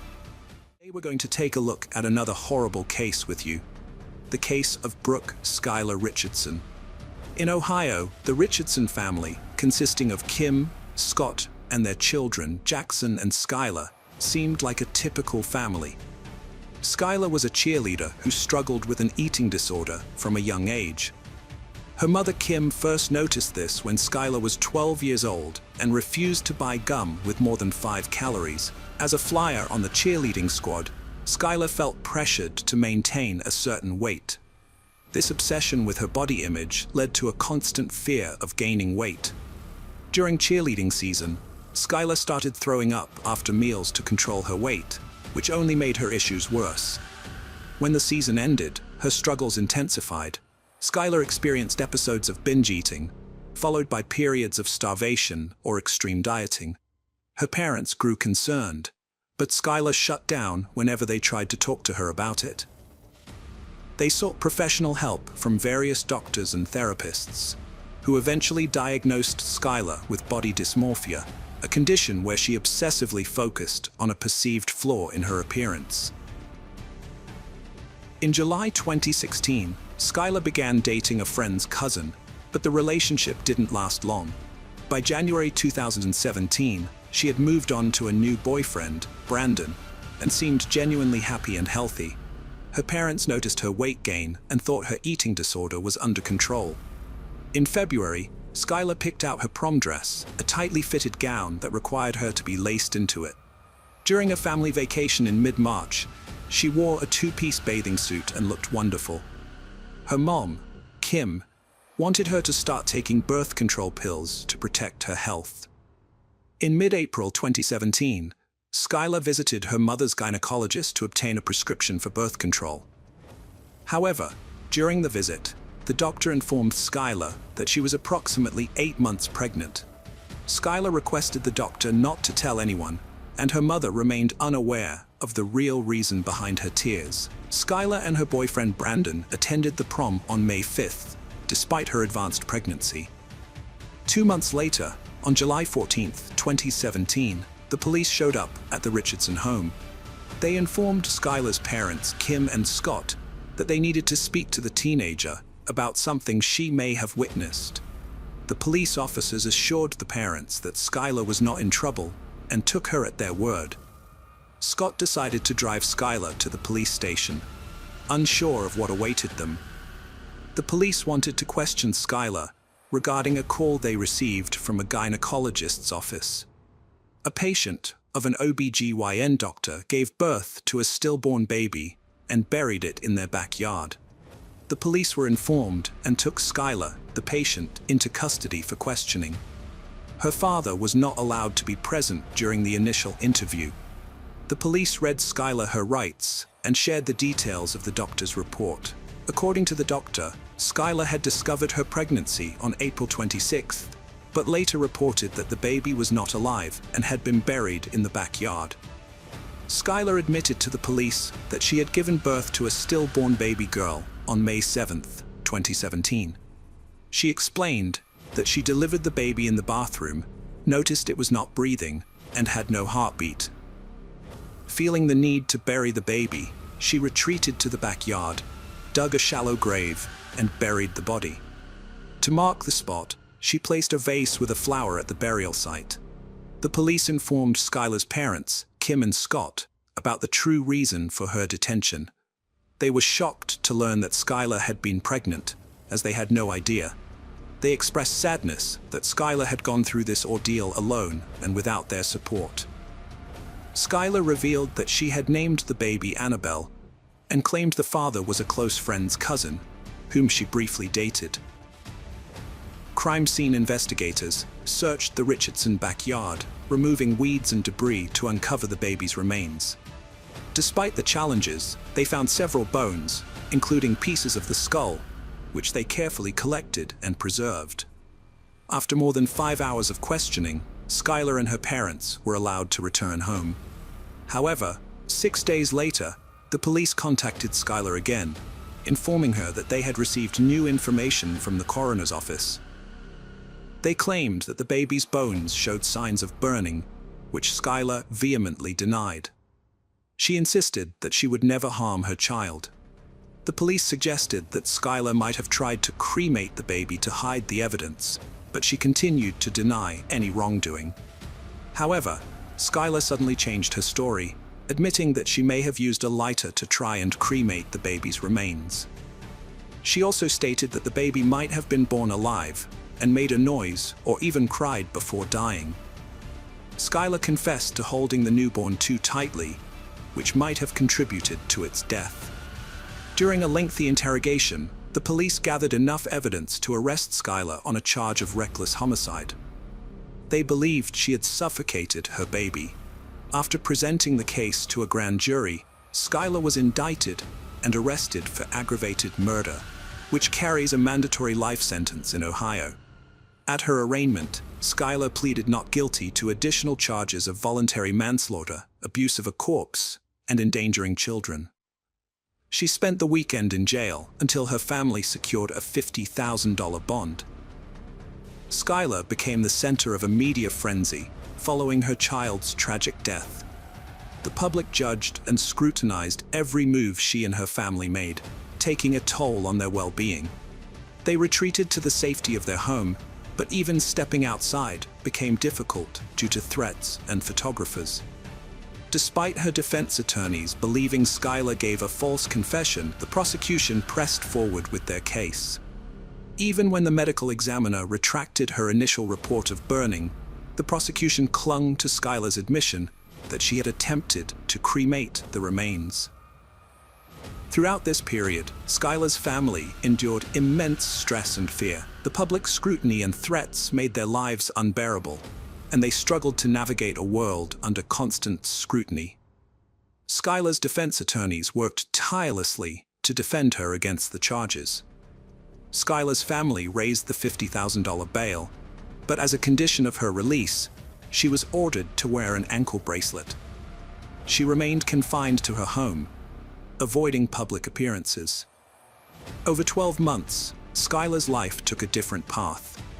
Her university plans were put on hold as she awaited trial for her baby's murder.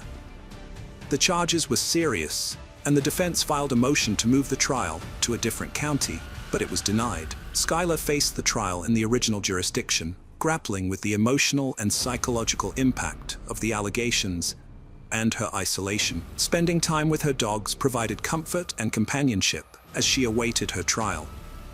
Her family stood by her, believing in her innocence and hoping the truth would come to light. Despite the challenges, Skylar remained determined to fight for her freedom. In July 2019, the state offered a plea deal. If Skylar pleaded guilty to the remaining charges, they would withdraw the aggravated murder charge. Skylar's parents were conflicted about the decision, but after careful consideration, Skylar turned down the plea deal. This decision terrified her parents, who wondered if she made the right choice, but they knew it was her decision, not theirs. Skylar went on trial on September 3, 2019 for the murder of her newborn baby girl. The prosecution presented as evidence a text message Skylar sent to her mother shortly after giving birth, saying she was happy and excited that her belly had returned to its normal size. They claimed this showed Skylar was relieved to be rid of her baby. The prosecution alleged that Skylar sent more texts to her mother and boyfriend within 24 hours of the baby's death, conveying her excitement and happiness. They pointed to phrases like, "I'm so excited," and "I feel so much better this morning," as proof of her guilt. The state believed Skylar was thrilled about the baby's death and attempted to hide her guilt.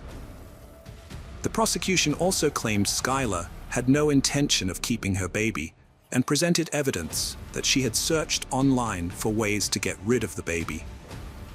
They alleged that Skylar's mother had threatened that her life would end if she became pregnant, which instilled fear in Skylar. On the third day of the trial, a doctor testified that the baby's death was a violent homicide, but admitted she couldn't determine when the baby's skull fractures occurred.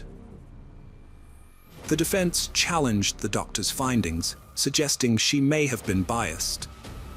The defense also questioned the doctor's methods, pointing out that she didn't examine the remains under a microscope or consult with an obstetrician. Another doctor, a fetal medicine specialist, testified that it was unlikely the baby was stillborn, citing Skylar's admission that she felt the baby moving inside her. The prosecution's case included shocking evidence, including images of the deceased baby's remains, which visibly affected Skylar during the trial. Skylar's reaction to seeing pictures of her baby's remains was to stare straight ahead, avoiding eye contact. This stoic behavior contrasted with her emotional response the previous day when the judge entered the room. Skylar's defense attorneys argued that her life was far from perfect, even before the murder accusation. They claimed the prosecution's evidence was incomplete and misleading, and some texts were taken out of context. They emphasized that Skylar's frequent use of certain language did not prove she murdered her daughter. The defense highlighted Skylar's mental health struggles, particularly her long battle with an eating disorder. They presented evidence of her regular visits to a psychologist and nutritionist, along with pictures showing her varying weights and appearances.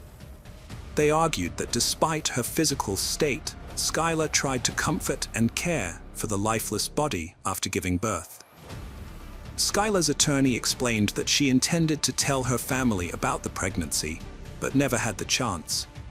According to her doctor, she had 8 to 10 weeks before delivery and planned to attend prom and graduate before telling her mother, whom she knew would be unsupportive. An obstetrician testified that the baby was stillborn, and Skylar's description of the baby's appearance suggested it was not a healthy newborn. The doctor pointed out that Skylar only gained 15 pounds during pregnancy, possibly restricting the baby's development due to her eating disorder. The defense aimed to cast doubt on Skylar's statements to the police, suggesting she only told them what they wanted to hear. They argued that other factors may have contributed to the baby's death, and Skylar did not harm the baby. Skylar Richardson's trial lasted for 1 week, after which the jury deliberated for just 4 hours before returning a verdict. She was acquitted of aggravated murder, involuntary manslaughter, and child endangerment, but convicted of abuse of a corpse, a felony that carries a sentence of up to 1 year in prison. The judge ordered her to be held in jail until her sentencing hearing, which took place the next day. During the sentencing hearing, Skylar apologized for her actions and acknowledged the harm she had caused. The judge strongly admonished her for her role in the tragic loss of her baby, believing that if she had made better decisions during her pregnancy, her child would still be alive today. The judge sentenced her to 3 years probation for abuse of a corpse, emphasizing that her actions were morally reprehensible and illegal. In November 2020, a judge granted her request to terminate her probation 2 years early, acknowledging her progress and agreeing that she no longer required supervision. Since being acquitted, Skylar has taken advantage of her opportunity to demonstrate her rehabilitation. She has completed 2 semesters of college and has been working part-time at the law firm that represented her. Although she has faced challenges in finding employment due to her probationary status, Skylar remains determined to pursue her career goals, including attending law school and becoming a public defender. Hello friends, welcome to our channel. Today we're going to take a look at another horrible case with you, the case of Sierra Jugan. Sierra Jugan was a bright and cheerful young woman who spread joy and laughter wherever she went. Her adventurous nature and ability to find humor in any situation made her a delight to be around, even when she made mistakes. As she entered high school, Sierra's confidence and enthusiasm only grew. She fearlessly tried out new experiences, including volleyball, and showed remarkable poise both on and off the court. After returning from a family vacation on July 19, 2016, Sierra was excited to start the new semester at the University of Toledo, where she had plans to study abroad. She had recently bought a new bike and was eager to take it for a spin. Her mom wanted to discuss her study abroad plans with her, but Sierra decided to visit her boyfriend Josh's house, which was 7.12 miles away beforehand. Sierra left her house in high spirits, wearing shorts and a tank top, and promised her mom she would be back by 10:05 p.m. However, when Josh tried to reach her later, her phone went straight to voicemail. Alarmed, Josh called Sierra's mom, who immediately sensed that something was wrong. Sierra's family, including her aunt and Josh, mounted a search effort to locate her after she went missing. They thoroughly searched the neighborhood, suspecting she might have been involved in an accident. Despite their efforts, they didn't find any clues or signs of Sierra's whereabouts. As time passed, Sierra's family became increasingly worried. Her mom eventually contacted the police, who arrived about an hour later. A concerned neighbor informed the family that County Road 6 was blocked off, and they rushed to the scene.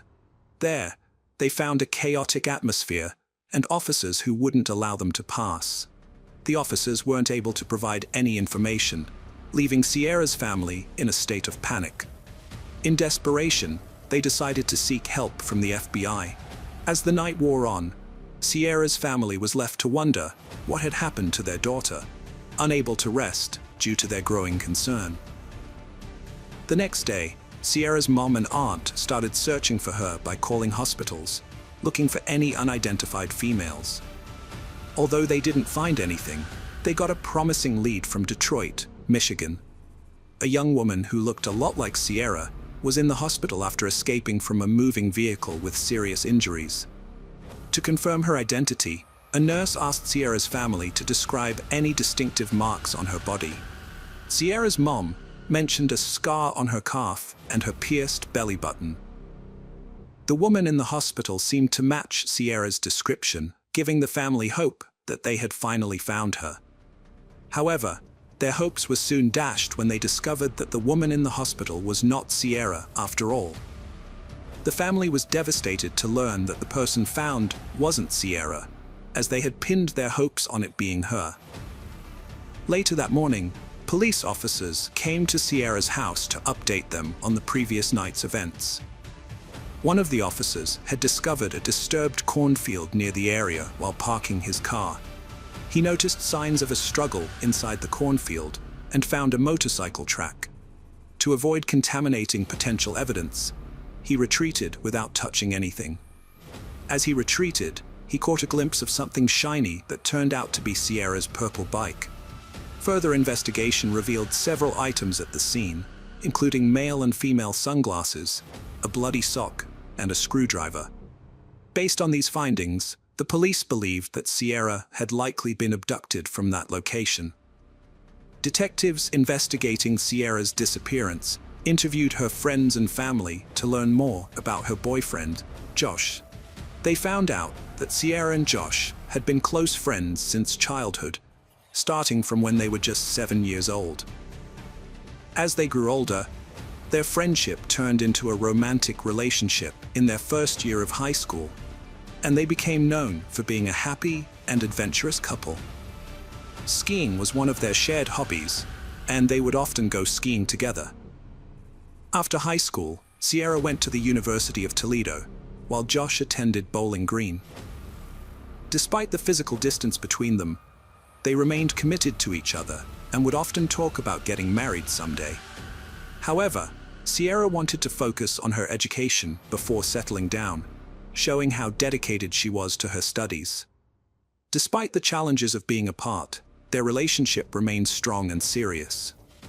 On July 19th, Detectives learned that Sierra had visited Josh's house in the early afternoon. She left his house around 6:30 p.m. to return home, and Josh, concerned for her safety, accompanied her on his motorcycle for part of the way. However, after a few miles, Sierra insisted that Josh turn around and let her ride her bike the rest of the way home alone. Josh reluctantly agreed, and they parted ways. Josh headed back on his motorcycle, while Sierra continued riding her bike. During the investigation into Sierra's disappearance, detectives found motorcycle tracks in the cornstalks near Sierra's bike. This discovery raised a key question: did these tracks come from Josh's motorcycle? The detectives couldn't ignore this potential connection and began investigating further to see if they could link Josh to the scene of Sierra's disappearance. They set up a command post to gather and analyze any relevant clues. A promising lead emerged quickly. A local resident came forward, saying he had found a motorcycle helmet on the side of the road on July 14th while driving. He picked it up and stored it in his truck. After learning about Sierra's disappearance, he examined the helmet more closely and discovered red stains that appeared to be blood. The helmet was found in the same general area where Sierra's bike was discovered in the cornfield. The detectives asked Josh about his motorcycle helmet, and to their relief, he produced it, confirming he had it with him. They also verified his alibi by speaking with his parents, like ruling him out as a suspect. Although visibly shaken, Sierra's family never considered Josh responsible for her disappearance. The detectives were determined to identify the owner of the blood-stained helmet, recognizing the significance of DNA evidence. They sent the helmet to the crime lab for testing, anticipating a potential breakthrough. The detectives waited patiently for the results, hoping it would lead them closer to solving the case.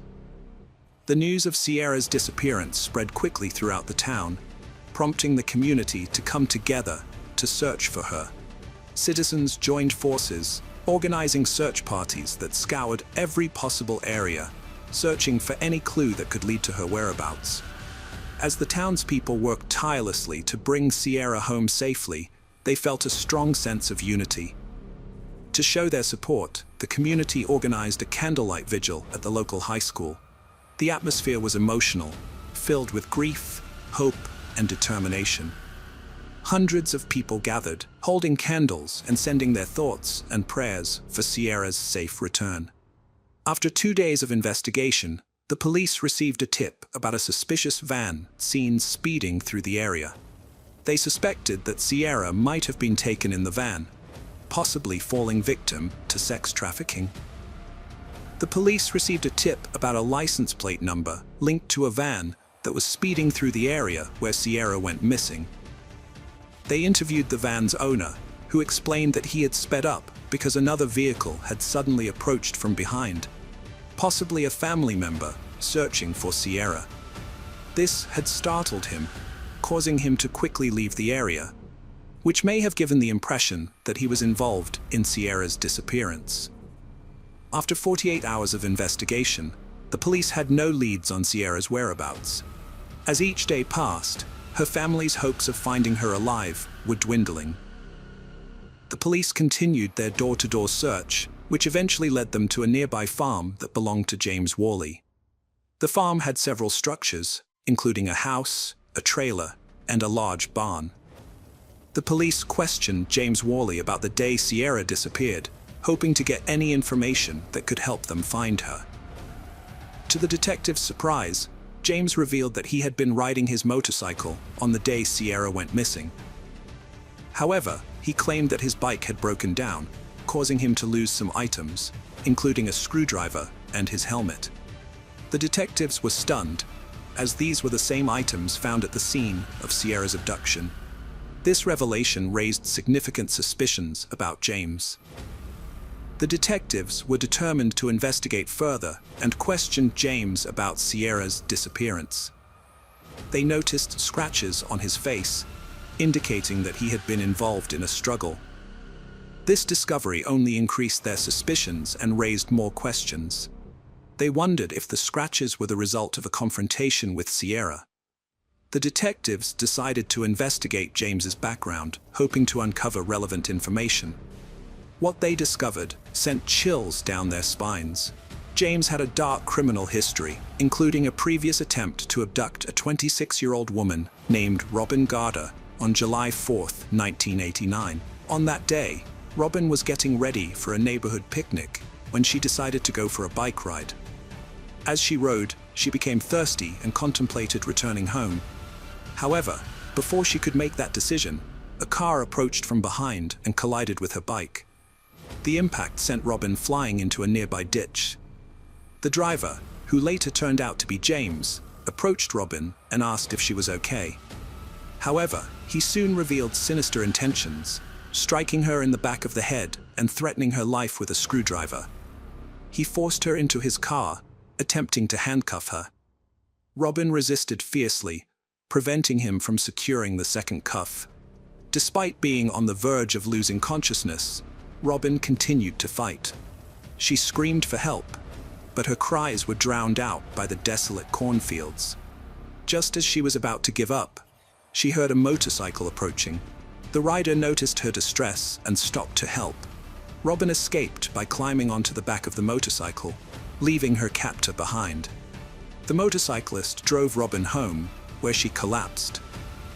Her mother called the police and an ambulance, and Robin was rushed to the hospital. The motorcyclist then led the police back to the scene, where they found James still present with his car. James cooperated fully, providing identification, but his account of the events differed significantly from the truth. He denied any intention of abducting Robin, but the detectives were not convinced. James Worley claimed that he had to restrain Robin with handcuffs after a bike accident to prevent her from harming herself, not to harm her. He said he was concerned about her well-being and wanted to get her help. However, James had a dark past. In 1989, he was arrested for trying to kidnap Robin and was found guilty, receiving a 6 to 10-year sentence. Due to good behavior, he was released after 3 years. When Robin learned of his release, she was terrified, fearing he might harm her again.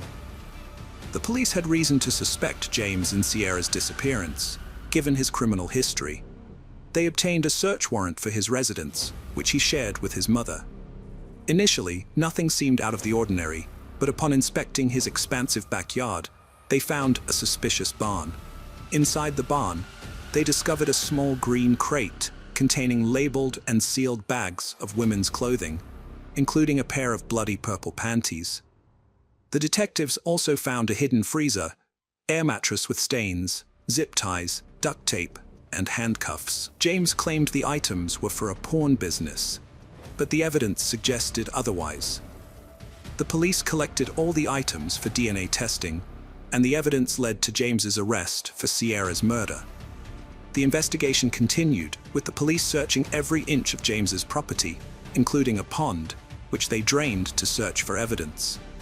The question on everyone's mind was, where was Sierra's body? The detectives expanded their investigation to the attic's front insulation and neighboring properties, recognizing that evidence might have been dispersed beyond James's property. They thoroughly explored all leads. A farmer reported a suspicious area in his field where the corn seemed matted down, with a nearby mound of dirt that resembled a potential grave. The farmer's concerns were heightened due to the ongoing search for Sierra, so he quickly contacted the police. The police responded promptly, noticing a fresh pile of dirt that fueled their suspicions.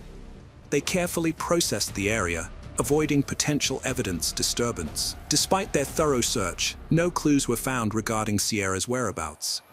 The detectives then searched adjacent farms using drones and helicopters to cover more ground.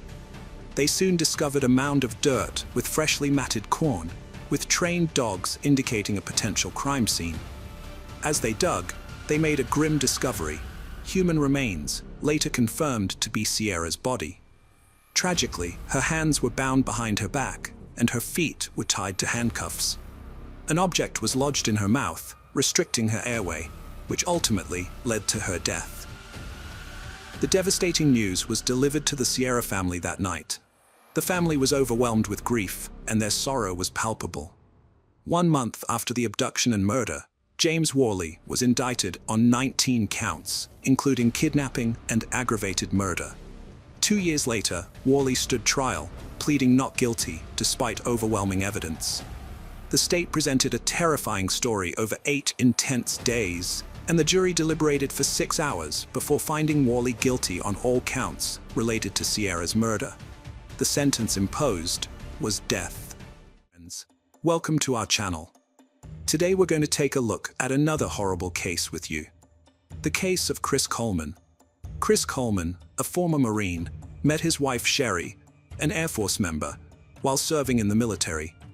Sherry instantly fell in love with Chris and knew he was the one.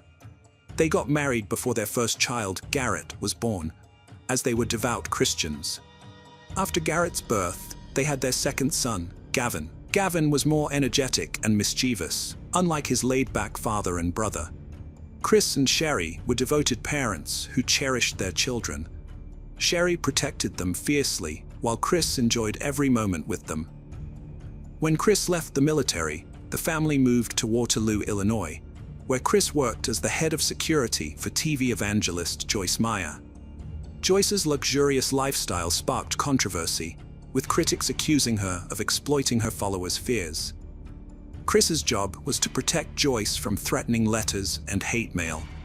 He worked as her bodyguard and earned a substantial salary, providing financial security for his family. However, his frequent travels with Joyce put a strain on his family, as he was away from home for long periods. His sons deeply missed him, and his wife Sherry felt overwhelmed, underappreciated, and burdened with household responsibilities. In October 2008, Chris went to Florida, where his wife grew up, and met with an old friend, Tara Lintz, who gave him a tour of the city. Days later, Chris received a disturbing email from an address called Destroy Chris, warning him that he and his family would be in danger if he continued to work for Joyce Meyer. The ministry received more threatening emails, specifying a time and date for the potential attack on Chris's family. The emails seemed to have inside information on Chris's schedule, including his upcoming trip abroad. Chris told Sherry about the threatening emails he had been receiving, and on the following Monday, he reported them to the local police. As Chris often worked away from home with Joyce Meyer Ministries, the police offered to increase patrols around their house during his absences. But this did little to alleviate Sherry's fear for her family's safety. Sherry's concern was so great that she once asked a friend to stay with her while Chris was away, as she didn't feel comfortable being alone in the house. She emphasized that she would do whatever it took to keep her family safe. 2 months into the threats, the Colemans received a disturbing, hand-delivered letter demanding that Chris publicly renounce his faith or face severe consequences. The letter's ominous tone left Sherry genuinely fearful for her family's safety. The threat had a profound impact on Sherry, and her fear grew daily. To respond to the threat, Chris and Sherry took extra precautions to protect their family, including installing surveillance cameras around their home, which captured footage of the surrounding area and sent it to a screen in their basement office. Chris hoped the cameras would help identify the person behind the threats. After the cameras were installed, the threats suddenly stopped and life returned to normal for the family. For a few months, everything seemed fine. However, in April 2009, the family received another disturbing letter warning that Sherry's worst fears were about to come true. Chris was deeply disturbed by the letter's ominous tone. After reviewing the security footage, Chris was shocked to see a mysterious silhouette. Although the figure's identity remained unknown, its presence reignited Chris's concerns for his family's safety. The renewed sense of fear led to increased police efforts to protect the Coleman family. Detective Sergeant Justin Barlow from the Columbia Police Department took a particular interest in the case and offered to help the family. He set up video cameras to monitor the Coleman's driveway, but unfortunately, they did not catch the person behind the threats. On May 5, 2009, Chris went to the gym and then called his home phone to check on Sherry and the boys, making sure they were up and getting ready for school. Chris called for help, but no one responded. Concerned, he phoned his neighbor, Detective Justin Barlow, at 6:45 a.m. Chris told Barlow that he had left for the gym in St. Louis County around 5:30 a.m. and had been trying to reach his wife Sherry, but she wasn't answering her phone. Worried, Chris asked Barlow to check on Sherry and their sons. Barlow grabbed his gear, including his weapon, handcuffs, flashlight, and radio, and headed to the Coleman house. As he waited for backup to arrive, his priority was to make contact with Sherry and ensure everyone's safety. With a mix of hope and unease, Barlow approached the door and knocked firmly, hoping someone would respond. When Detective Justin Barlow arrived at the Coleman home, the eerie silence and darkness made him feel uneasy. The lack of movement and lights inside the house heightened his sense of unease. Minutes later, a patrol vehicle arrived with another officer to assist him.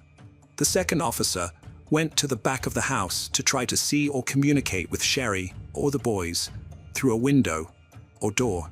Instead, he found signs of forced entry into the basement, which immediately grabbed Detective Barlow's attention. He became deeply concerned for Sherry Garrett and Gavin's safety. Detective Barlow and the second officer decided to enter the house through the basement, announcing their presence as they went. But they received no response. During their thorough search of the basement, they found a disconnected video cable at the computer desk. This discovery led them to believe that the camera's digital video recorder was missing.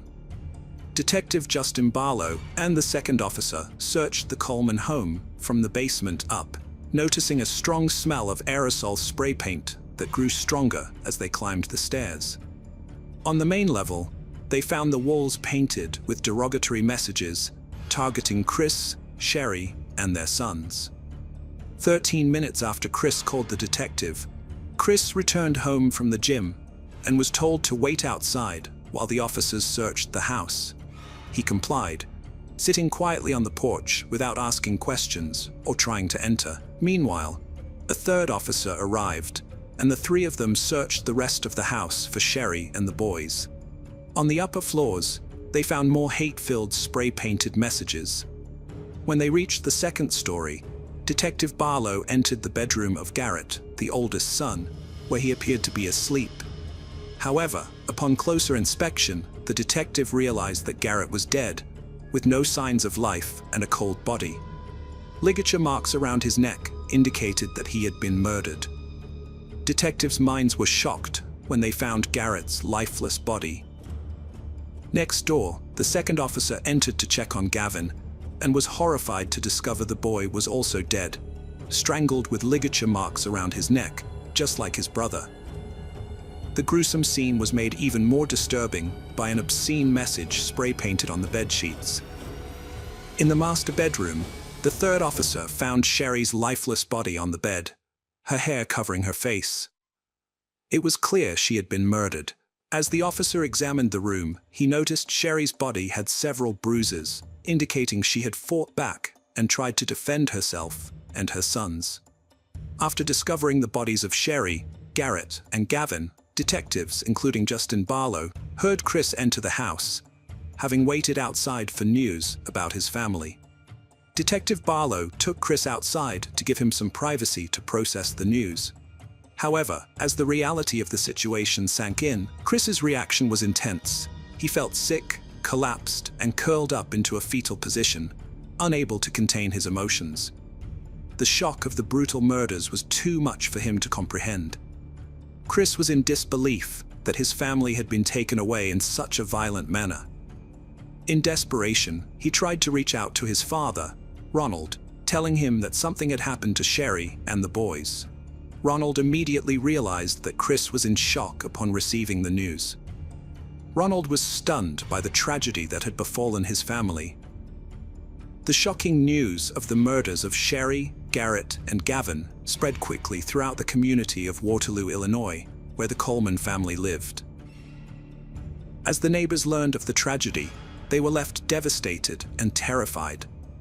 Chris expressed remorse for leaving his family alone to go to the gym, But when asked if he had any idea who might have committed the crime, he claimed to have no clue. Nevertheless, Detective Barlow noticed several suspicious behaviors during the interview. One red flag was Chris's lack of curiosity about the details of his family's murder, which seemed unusual given the gravity of the situation. The detective noticed Chris trying to hide scratches on his arms during the interview, even using a blanket to conceal them despite the warm temperature. The scratches were suspicious because they suggested Chris had been in a physical struggle, similar to Sherry's fight with her killer. When asked about the scratches, Chris claimed they came from installing a satellite dish the day before. He denied having an affair during the police interview, but did admit to a close friendship with Tara, a cocktail waitress and high school friend of his wife's who lived in Florida. Chris said his conversations with Tara were innocent, but wouldn't have been approved by his wife. He insisted he would never consider leaving his family for Tara. However, when detectives contacted Tara, her story contradicted Chris's. She revealed that they had been having an affair since November 2008. Tara provided evidence from her phone and laptop, including emails, explicit pictures, and videos that exposed the true nature of their relationship. When detectives confronted Chris with the information Tara had provided, he admitted to seeing her more frequently than he initially told them. Further investigation revealed that Chris and Tara had a secret arrangement to meet at locations where Chris worked for Joyce Meyer. They would sneak away together, often to exotic destinations like Hawaii, to spend time together without their family's knowledge.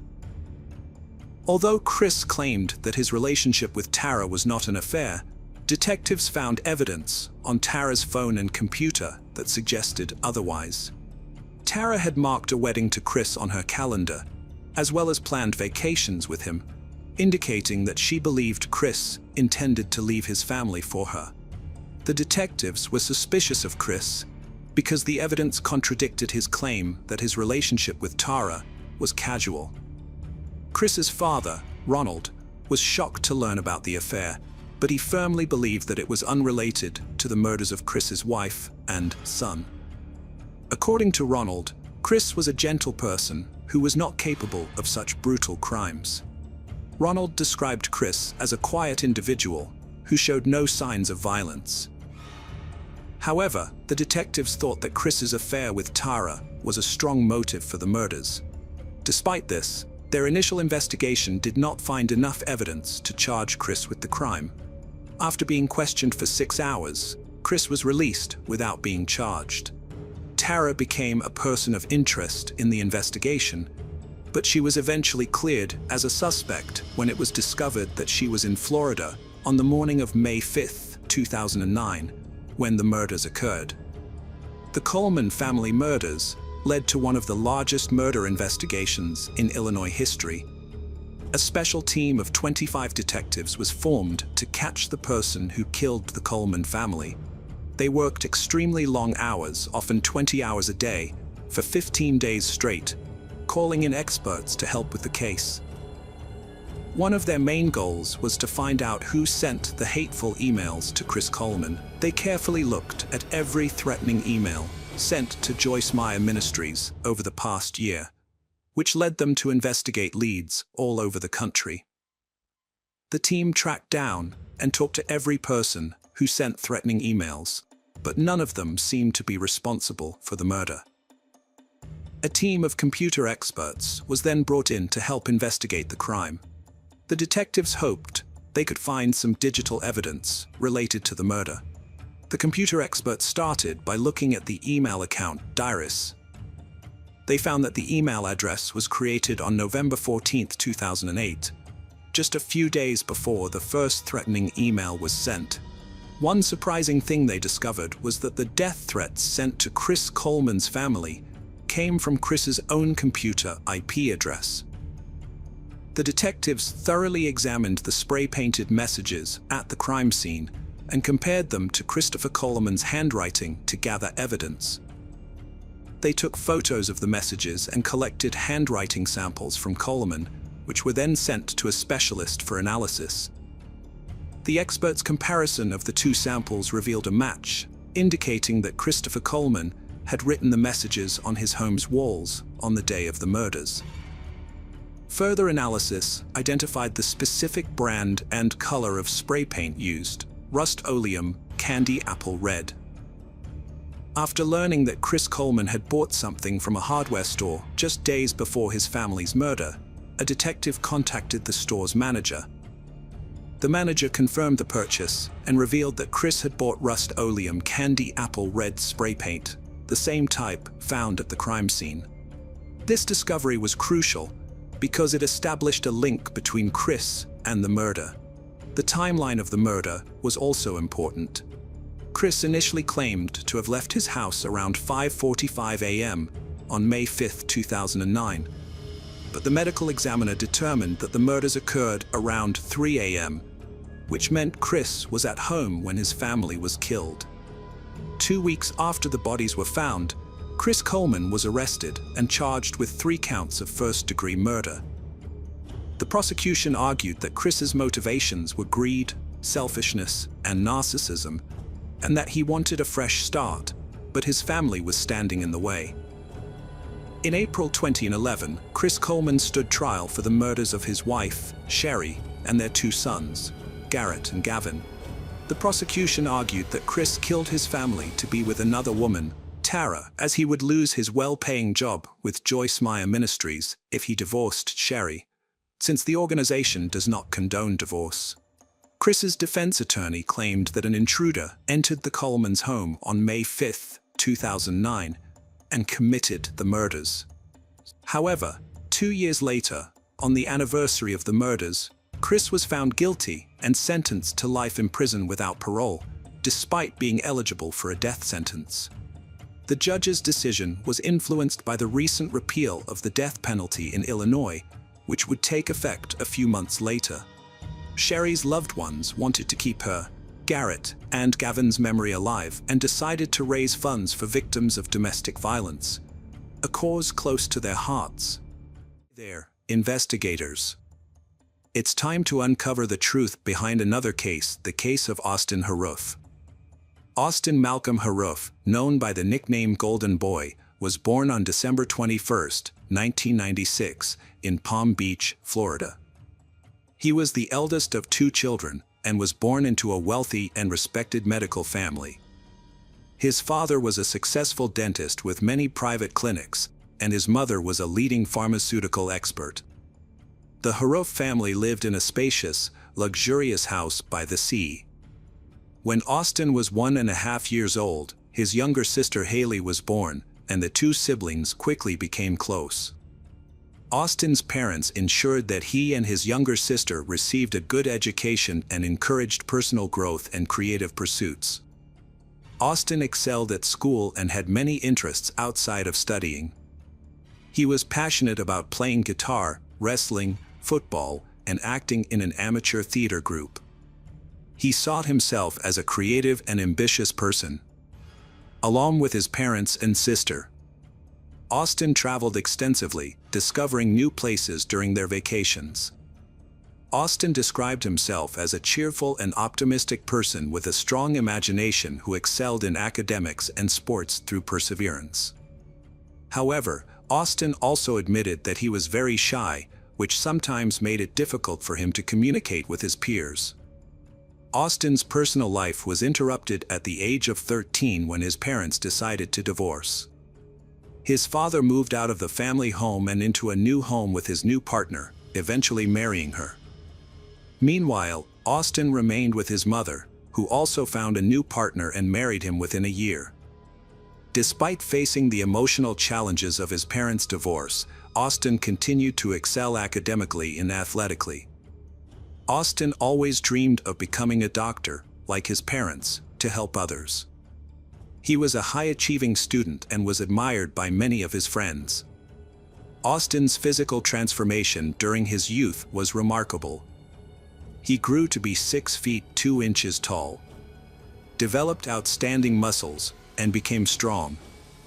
Austin's charismatic smile and gentle demeanor gave him an almost angelic appearance.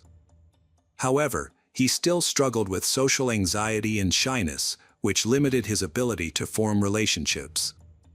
In his personal diary, Austin wrote candidly about feeling isolated at school.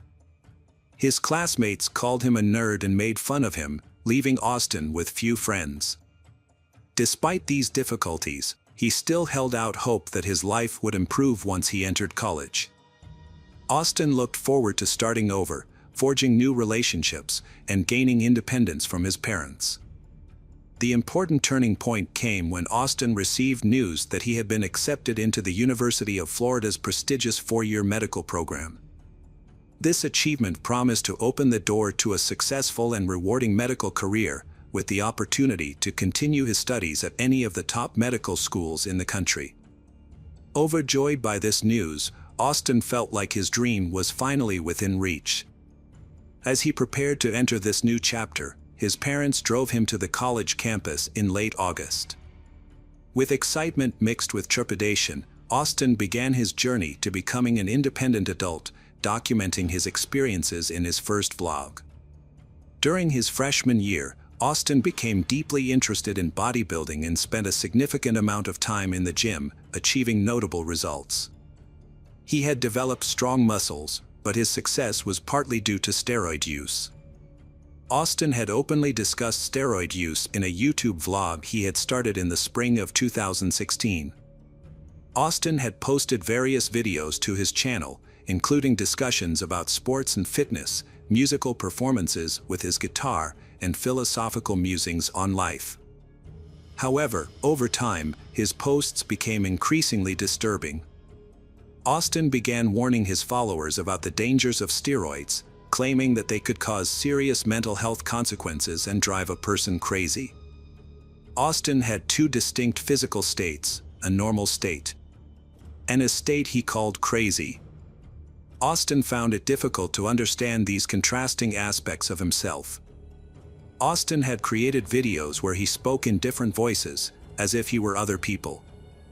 Sometimes, Austin's voice changed and he burst into tears for no apparent reason. Experts then reviewed Austin's posts and concluded that Austin was desperately seeking help in each post. As Austin struggled to connect with others during his studies, his blog had become his primary means of expressing himself. Over time, videos recorded him gradually becoming insane. His behavior became increasingly erratic, provocative, and aggressive. Some subscribers suspected he was using banned substances while recording, and they asked him about it in the comment section. Austin denied this, saying it was unhealthy and that he would never use banned substances. However, his behavior showed otherwise. One subscriber even speculated that Austin might have dissociative identity disorder. The sudden changes in Austin were not only manifested in behavior but also in appearance. When he returned home for summer vacation, his mother and sister were shocked by the changes they witnessed. During his year-long separation, Austin had experienced significant physical changes, including significant muscle gain, but these changes were more than superficial. Austin's behavior became increasingly strange. He would say nonsense and claim he didn't need sleep. At first, his family did not take this seriously, but as night fell, they realized he was serious. Austin declared that he would guard the house and protect his family from unknown threats, and he kept his promise, wandering the hallways until morning. Every hour, he loudly checked on his mother and sister, reassuring them that they could sleep peacefully because he was guarding them. The next morning, his mother made him talk seriously and asked him if he had used drugs. Austin admitted that he had tried many different stimulants over the past year and described their effects on him. He even used a powerful synthetic drug that caused hallucinations, rage, and could be fatal if overdosed. However, he promised his mother that he had stopped using and was no longer in danger. Despite her concerns, Austin's mother did not seek help from professionals. As a pharmacist, she thought she could help her son herself. She gave him sedatives and sleeping pills to help him relax and sleep after a long, restless night. However, Austin only slept for a few hours before resuming his vigil, informing his family every hour that everything was quiet and under control. Over several weeks, Austin's behavior continued to deteriorate, but his mother refused to seek professional help from psychiatrists and did not even inform his father about the situation. On the morning of August 13th, Austin unexpectedly visited an old classmate who lived nearby. The classmate was stunned because they hadn't seen each other in over a year and Austin hadn't contacted her. When she asked why he came, Austin explained that he had forgotten the year of his birth and was looking for answers. The confused classmate replied that it was 1996, after which Austin abruptly turned around and left without saying anything. Austin's behavior scared and puzzled the girl, so she immediately called Austin's mother and told her everything, asking if the boy might be using drugs. This prompted the woman to call her ex-husband, who was working in another state, and express her concern that something was seriously wrong with their son. Austin's father flew to Florida the next day and, after speaking with his son, suggested he voluntarily check into a clinic for a medical examination, which Austin firmly refused.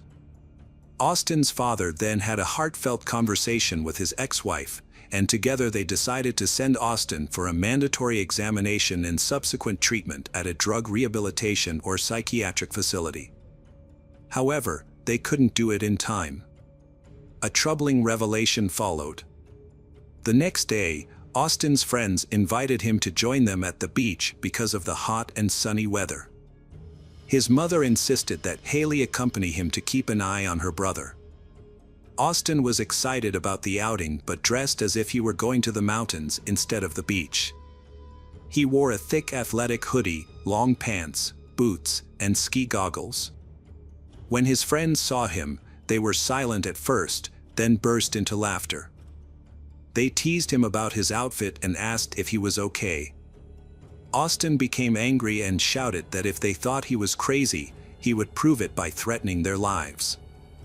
Austin's friend didn't take him seriously but stepped back just in case. Haley noticed Austin was on the edge of a breakdown and decided to talk to him to calm him down. In a private conversation, Austin confided to Harley that he believed he was half wild animal, immortal, and had superhuman strength. This frightened her, but she stayed calm to avoid provoking him. At the beach, Austin behaved normally. He joked, laughed, played volleyball, and had fun with his friends. As evening came, they all said goodbye and went their separate ways. Austin and Haley walked to a small restaurant near the coast to meet their father and his current wife.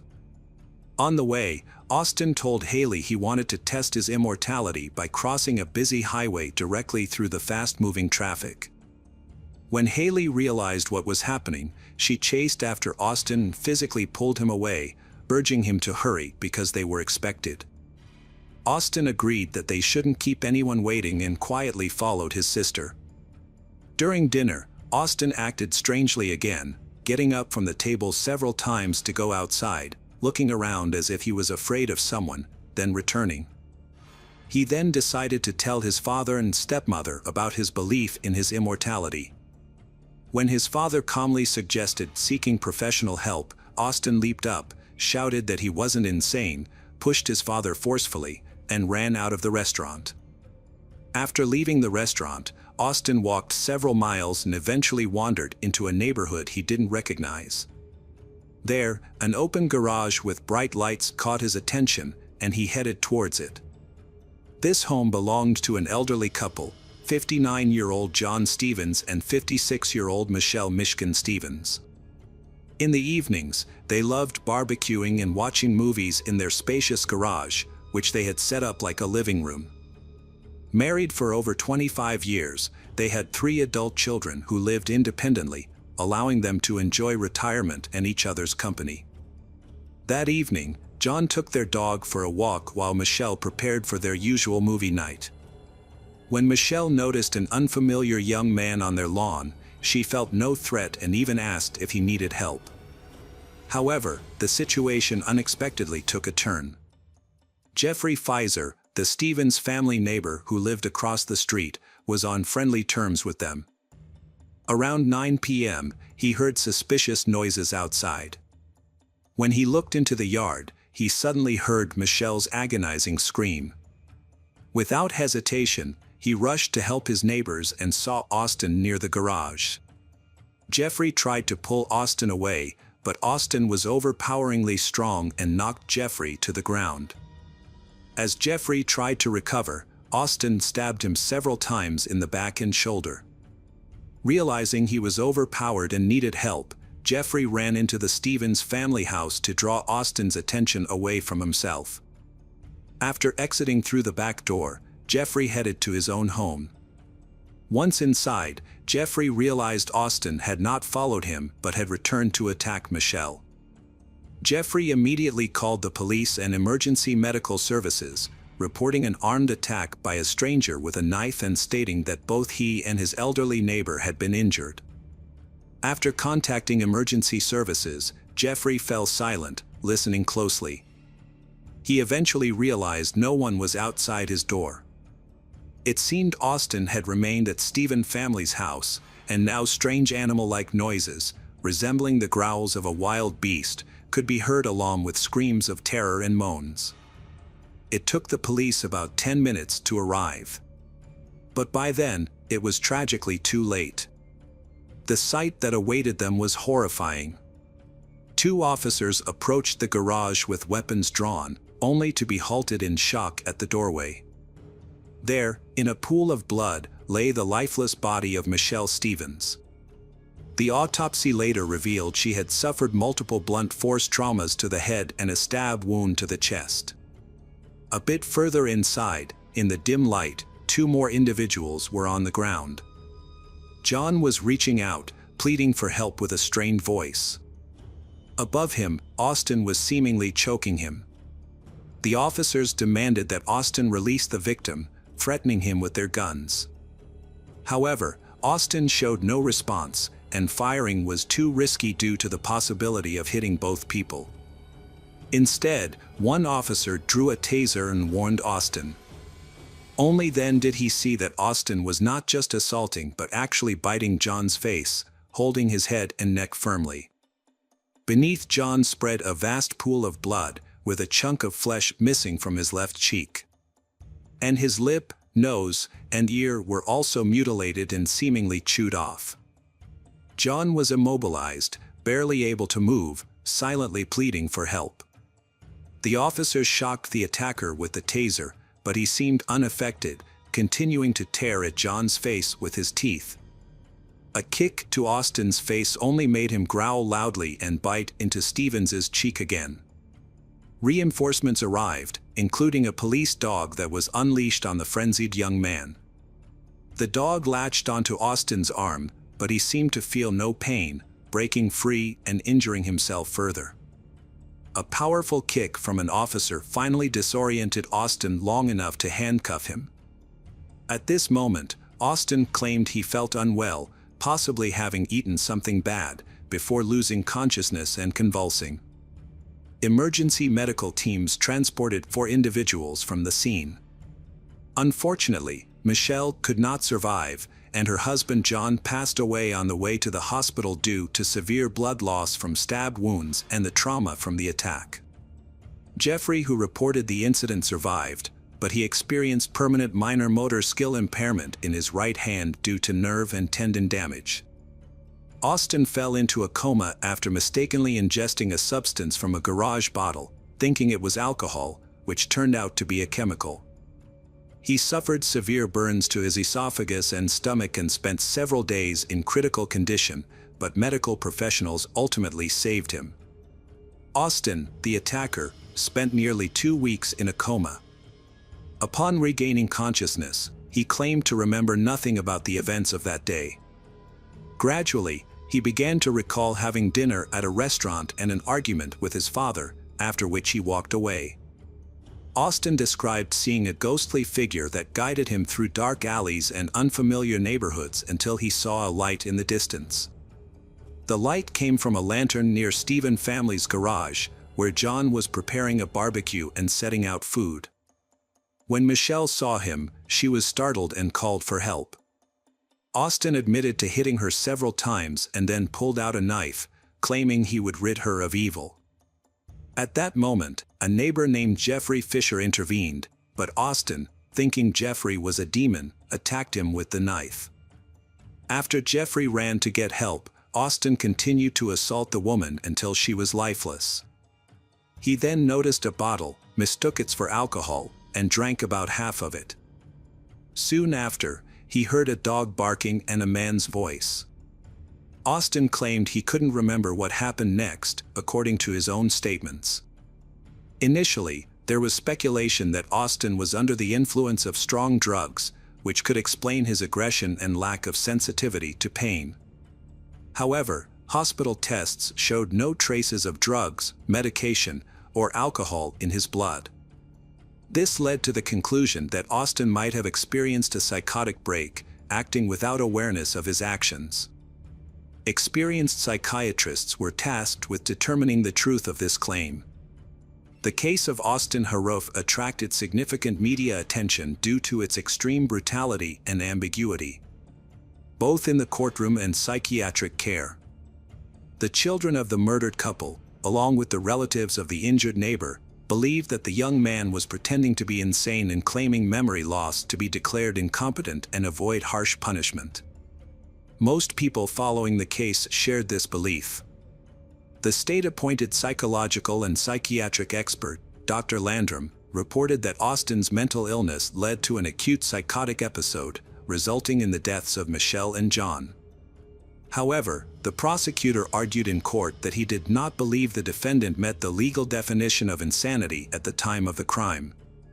It was suggested that Austin's mental health had worsened due to experimenting with various drugs, using steroids, and having trouble socializing with peers since school. However, at the time of the crime, he was not under the influence of any illegal substances or alcohol, as none were found in his blood, indicating that the reasons for his violent behavior were another reason. During a court hearing, Austin's father disclosed that their family has a history of schizophrenia, and he worried that his son might have inherited this serious illness. Additionally, Austin was suspected of having clinical lycanthropy delusion, a rare disorder. This might explain why he acted like a wild animal and seemed immune to pain, although no psychiatrist confirmed this diagnosis. After receiving treatment, Austin was moved to jail, but the case remains unresolved. He is still awaiting trial, and his lawyers argue that he is mentally ill. Meanwhile, the relatives of John and Michelle and Jeffrey have expressed hopes in interviews that Austin will be deemed competent and sentenced to death for his terrible actions. Hello, crime enthusiasts. Are you ready for another chilling investigation? The case of Debbie Lynn Randall. Debbie Lynn Randall was born on August 21, 1962, in Marietta, Georgia, to a loving family with two older brothers. Her parents divorced when she was young. Her mother later married a man named Roy, who became Debbie's stepfather. The family lived in a small apartment building. Debbie was a cheerful and sociable child. On the evening of January 13, 1972, after dinner with her family, Debbie went to the laundromat to supervise the laundry. Debbie's home was just a short distance from the laundromat, so her mother wasn't overly concerned about her safety when she was sent to do the laundry. The original plan was for Debbie to go with her brother, but he was feeling unwell, so Debbie's mother sent her husband to pick up the laundry and Debbie went with her stepfather, holding a box of laundry detergent. At the laundromat, Roy put the clothes in two washing machines and left, leaving Debbie waiting for the cycle to finish. After the wash, Debbie had to walk home and ask someone to pick up her clean clothes because she couldn't carry them herself. However, when the laundry should have been finished and Debbie still hadn't returned, her mother began to feel uneasy. It was getting dark outside, so she and her husband decided to walk to the laundromat to look for Debbie, but she was nowhere to be found. The employee informed them that Debbie had left the laundromat some time ago and had not returned. The news worried her mother, who began searching the surrounding streets with Roy. As they walked, they discovered a suspicious scene, a short distance from the laundromat, in the parking lot next to a car, there was a spilled detergent. Since Debbie had brought a box of detergent with her, her mother suspected that it might be hers. Despite expanding their search to the entire parking lot and the surrounding area, they found no other sign of Debbie. Neighbors who knew the family joined in the search. Debbie's mother decided to call the police for help. The police investigated the parking lot and discovered their first clue: spilled laundry detergent just inches from a parked car, and on the car door, they found several clear fingerprints. The police found fresh fingerprints on the car that were located lower than the handle, which seemed unusual. They suspected that an unknown person might have grabbed the girl while touching the car at this spot. The officers collected the fingerprints and sent them to forensic experts for analysis. They also started searching for the car's owner to confirm whether the fingerprints belonged to them. With no other leads, the police began a thorough search of the area, looking for new clues or witnesses.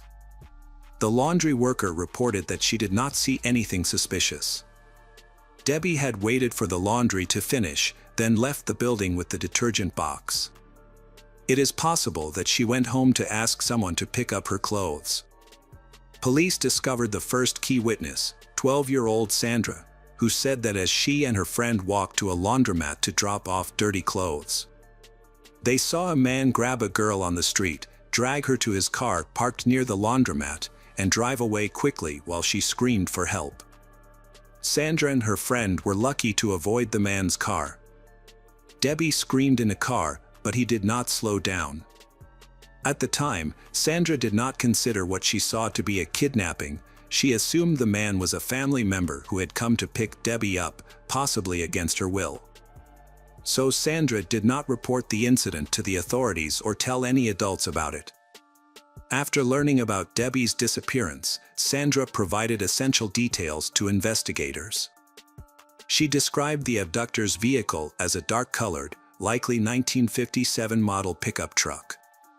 She also described the man as young, white, with thick dark hair, wearing a white t-shirt, jeans, and black work boots. Another key witness, a girl who lived in the same building as Debbie, shared her observations. She saw a dark-colored pickup truck drive past the apartment building on the evening in question. The girl initially thought the driver of the car was her uncle, but when he stopped in front of her and looked at her, she realized it was someone else. She described the driver as a white man with medium-length dark hair and provided additional details about his appearance. She also reported that he parked his car near their building, next to the same car where a detergent spill would later be discovered. Another witness, a man who lived near the girl's home, reported that a dark-colored pickup truck, possibly a Dodge, almost hit him while he was driving to visit his wife in the hospital. The driver appeared to be in his 30s with dark hair, and the witness saw a girl in the car trying to escape while the driver held her with one arm. Based on these accounts, the police believed Debbie had been kidnapped. They circulated the suspect's vehicle to all patrol units and created a composite sketch of the driver based on descriptions from witnesses. Some officers searched for similar vehicles and checked their owners, while others conducted a wide-ranging search for the girl. As the days passed, more volunteers and police from surrounding towns joined the search. Police questioned Debbie's family, and after investigation, they were all cleared as potential suspects. Debbie's biological father, who lived in the same city, was notified of her disappearance at work and immediately joined the search effort. Police also ran background checks on convicted criminals who lived near Debbie's home, but none of them appeared to be viable suspects. The search for Debbie continued for over 2 weeks without any significant leads. It wasn't until January 29th, when a group of students joined the search teams, that a breakthrough occurred. The students were sent to search a wooded area several miles from Debbie's house. After nearly 5 hours of searching, one of the students noticed a set of tracks on the ground that led from the trail into the forest, suggesting that something had been dragged into the woods. As they followed the trail about 150 feet into the woods, They discovered a human body and immediately contacted the police. Upon further inspection, they quickly identified the body as Debbie Randall. She was wearing the same outfit her mother had described on the day she went missing. However, her shoes were missing. The medical examination of the Debbie's body revealed that she had been strangled to death and had also been sexually assaulted. A single dark hair was found on her body, which was likely to belong to the killer. Although DNA analysis was not available at the time, experts were able to examine the hair under a microscope and estimate that it came from a man between the ages of 18 and 30. The investigation then focused on the victim's clothing, which was covered in soil. Police enlisted the help of a geologist to analyze the soil, along with a forensic team. They discovered that some of the soil contained a type of soil mined less than 10 miles from their town called North Georgia clay. However, other stains on the clothing were found to be from a different type of clay. Mined by a company just 2 miles from where the body was found. Police theorized that the perpetrator did not kill Debbie immediately, but rather drove her to remote areas, sexually assaulting her in one location and killing her in another, before finally dumping her body in the woods. Police believe the killer may have been hired by one of the nearby mining companies. After contacting these companies, the police searched the employees of both companies but did not find the suspect or the vehicle described by the victims. Furthermore, they found fingerprints near the abduction site, but unfortunately, when these fingerprints were compared to the suspects, there was no match. Debbie's death sent shockwaves through the city, with thousands attending her funeral. Police repeatedly ran into roadblocks in their search for clues. Police officer Morris Nix investigated many suspects and eventually narrowed the list down to 4 people. For Morris Nix, Debbie's murder remained a top priority throughout his career. The case took a breakthrough with the creation of the FBI's DNA database. Experts successfully extracted a genetic profile from hair found on Debbie's body, which was then entered into the database. However, no matches were found. In 2015, 43 years after the murder, police reopened the case and decided to re-examine the victim's clothing using modern technology. The clothing had been stored in an evidence vault since the crime. When re-examined, some of the evidence had degraded over time, resulting in only a partial DNA profile. In 2018, Debbie's mother gave an interview, expressing her hope that her daughter's killer would be found. After the tragedy, she found it unbearable to stay in their apartment, so she moved to another city. Her only wish was for the case to be solved before she died. Sadly, she died of cancer at the age of 78, just weeks after the interview, and was buried next to Debbie. In 2019, the local police department received additional funding, which allowed them to conduct a more thorough analysis of Debbie's clothing.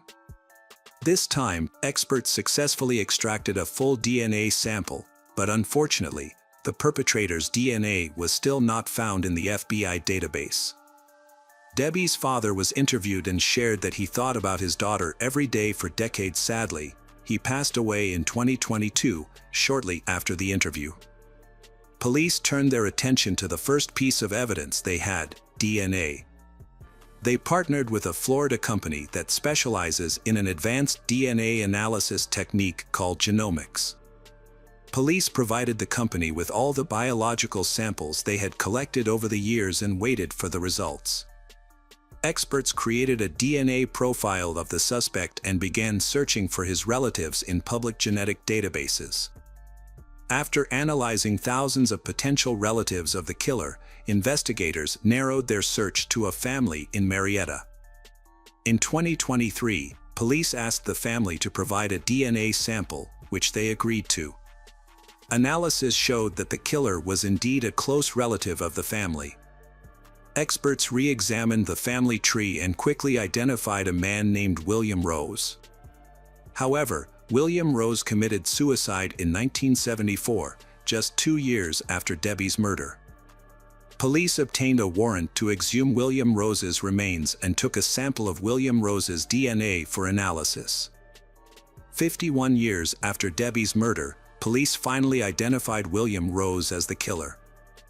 At the time of the murder, William Rose, 24, lived in the same building as Debbie's family, and he visited them frequently. The case has finally been solved. Debbie's brother, Melvin, is the only living relative. Melvin attended a press conference and expressed gratitude to everyone involved in solving the case that lasted more than 50 years. Hi everyone, thanks for returning. Let's unravel another perplexing mystery. The case of Jessica Dishon. Jessica Dishon was born on May 2, 1982, in the small town of Shepherdsville, Kentucky. As the eldest of 3 children, Jessica took on significant responsibilities from a young age, helping her parents care for her 2 younger brothers while they worked. At age 15, Jessica started working part-time at a restaurant to save money to buy her first car, a red Pontiac. A few years later, she bought the car she wanted. Despite her job, Jessica excelled in school and began planning to attend college, where she hoped to study accounting. In the fall of 1999, 17-year-old Jessica was about to start her senior year of high school. She had also started dating a boy, which made her very happy. On the morning of Friday, September 10th, Jessica's parents went to work, and her younger brothers caught the bus to school. However, Jessica did not leave for school as planned. Later that day, around noon, Jessica's mother returned home from work and noticed something unusual. Jessica's car was still parked in front of the house. The mother went to Jessica's room, thinking that maybe she had overslept and missed school. But Jessica was not in her bedroom. The mother then considered the possibility that Jessica might have gotten a ride to school from her father, so she called him to ask. However, he told her that he had gone to work alone that morning. Jessica's mother suspected something was wrong with her car, so she took out a spare key to try to start the car. When she approached the car, the driver's door was slightly open, and Jessica's cell phone was lying on the seat with the numbers 9 and 1 displayed on the screen, indicating that she had tried to call 911. Jessica's shoes and keys were found under the front seat, while her textbooks, work clothes, and purse were in the back seat. Jessica's mother was worried about Jessica's safety. It was obvious that she had tried to call for help but was unsuccessful. Furthermore, Jessica could not leave her belongings in the car and leave. Jessica's parents contacted her school, learning that Jessica had not come to class that day. When Jessica's best friend at work called her parents a few hours later, saying that Jessica had not come to work, they became even more worried about Jessica. Jessica's parents immediately contacted the police, but the sheriff downplayed the situation, suggesting that Jessica might have wandered off and would return home on her own. Despite Jessica's parents' pleas, the sheriff refused to open an investigation. Undeterred, Jessica's parents contacted relatives, friends, and acquaintances, but no one had any information about Jessica's whereabouts. They then searched the entire town, scouring the area, but there was no sign of her. The next morning, Jessica's parents returned to the sheriff's office to report that she had not returned home.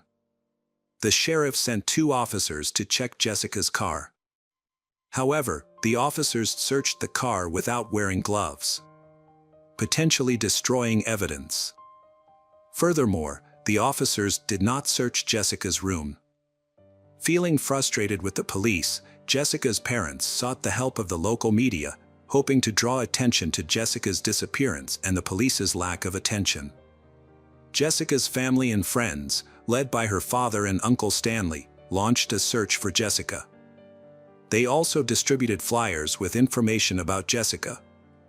Fearing the worst, they focused their search on an area near a river, which was known to be a crime hub.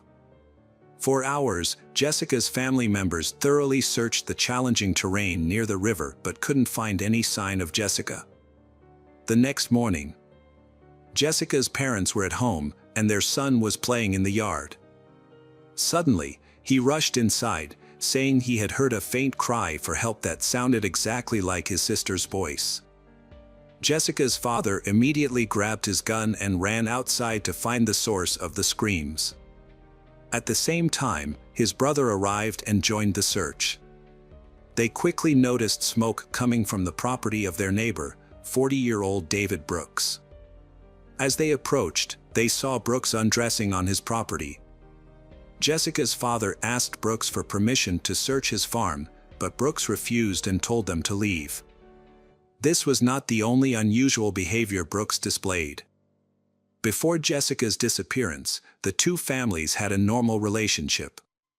However, soon after, he would drive slowly past their house, staring at them with an ominous smile.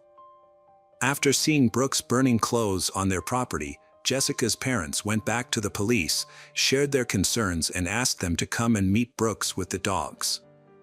The police agreed. The dogs were given some of Jessica's clothes to track her scent. They led the police to Brooks's fire pit, but no significant evidence was found. However, the dogs did find black gloves in one of Brooks's sheds that smelled like decomposition.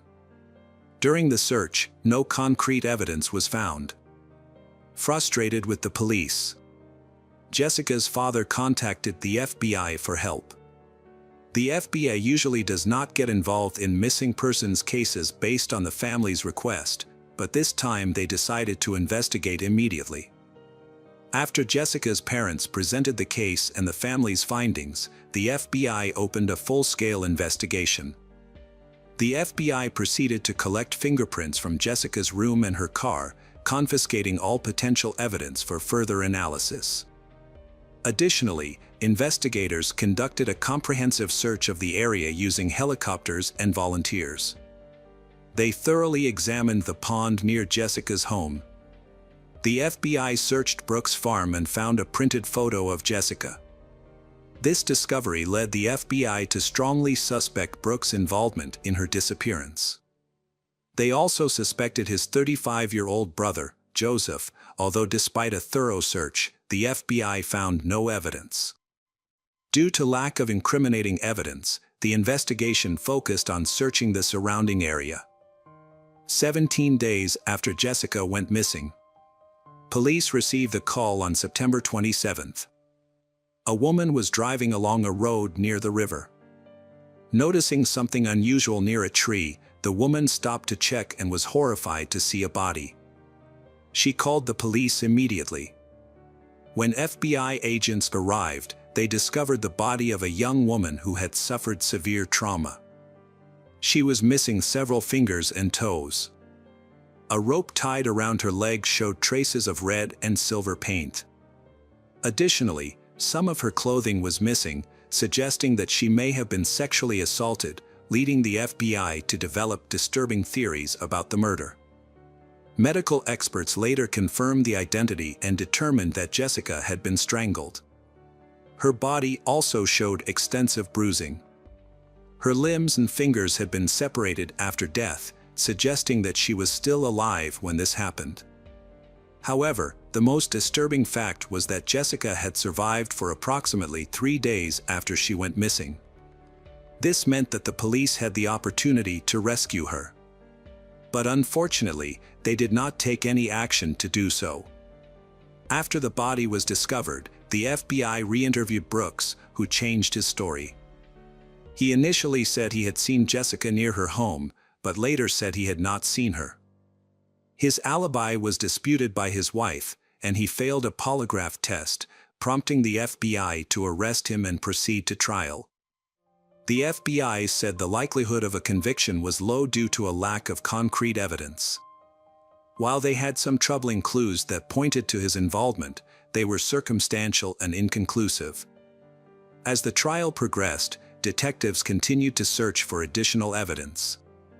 During a re-examination of Brooks' car, they found a rope similar to the one used to tie Jessica up. However, analysis showed no DNA on the rope. Brooks' trial began in January 2003. His attorney maintained his innocence, citing a lack of evidence. During the trial, it was revealed that investigators had found the victim's missing limbs but had not properly preserved them. causing them to decompose and lose potential evidence. The remaining circumstantial evidence was insufficient to convict, and the jury was unable to reach a unanimous decision, resulting in Brooks' acquittal. Under state law, he could only be brought back if new evidence was discovered. Jessica's parents were devastated by the outcome. The parents also felt that if the police had done their job properly, Jessica might still be alive. Over time, the case went cold and was largely abandoned, leaving the family without closure. In 2012, a new detective, Lynn Hunt, joined the local police department and was tasked with reviewing unsolved cases. Lynn Hunt began by examining the murder case of Jessica. However, she was shocked to find that the original investigation was poorly handled, with case files containing errors and lacking key information from interviews with relevant parties. The evidence was also not properly documented, forcing Lynn Hunt to start the investigation from scratch 13 years after the crime. Hunt met with Jessica's family and obtained a box of her belongings that had been kept in her car at the time of the murder. One of her brothers, now an adult, had kept the box since the police returned the items to the family. Lynn Hunt was again disappointed by the careless handling of the evidence, as it had not been stored according to protocol. Her efforts paid off when she discovered a crucial document, Brooks' medical examination report, which revealed that Brooks had an IQ of 61, which is considered low. With a low IQ, Brooks may not have fully understood the questions and may have given incomplete answers. All of this led Lynn Hunt to think that this man might not have anything to do with the case. Lynn Hunt began to consider other suspects. Lynn Hunt conducted an extensive review of everyone connected to the case and those living in the surrounding area. This investigation continued until September 2014, nearly 15 years after Jessica's death. A coworker contacted Lynn Hunt with information about an inmate at the Kentucky State Prison who claimed to know who killed Jessica. Lynn Hunt initially dismissed the information as unreliable. Many inmates make up stories to get released early. However, Lynn Hunt verified the information before dismissing it. Lynn Hunt visited the prison and met a man who told her that he had previously shared a cell with another inmate. During conversations, the inmate revealed to him that he was responsible for the murder of Jessica Dishon. The informant revealed that Stanley Dishon, Jessica Dishon's uncle, had a dark secret. According to the informant, Stanley confessed to years of sexual abuse of Jessica while they lived under the same roof. He warned her that if she spoke about the abuse, he would kill her or someone she cared about.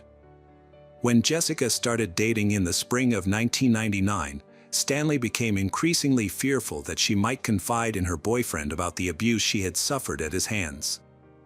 On September 10th, Stanley visited Jessica at her home when she was alone, and he saw her packing her belongings into her car.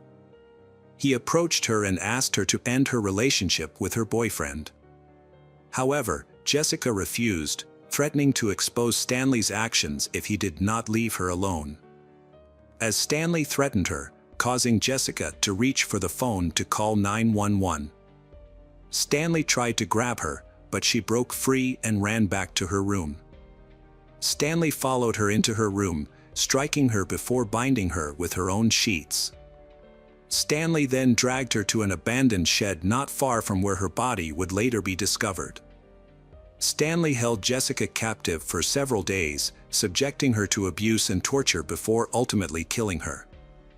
Stanley then placed her body in a visible location near the road and buried the bloody sheets under the shed.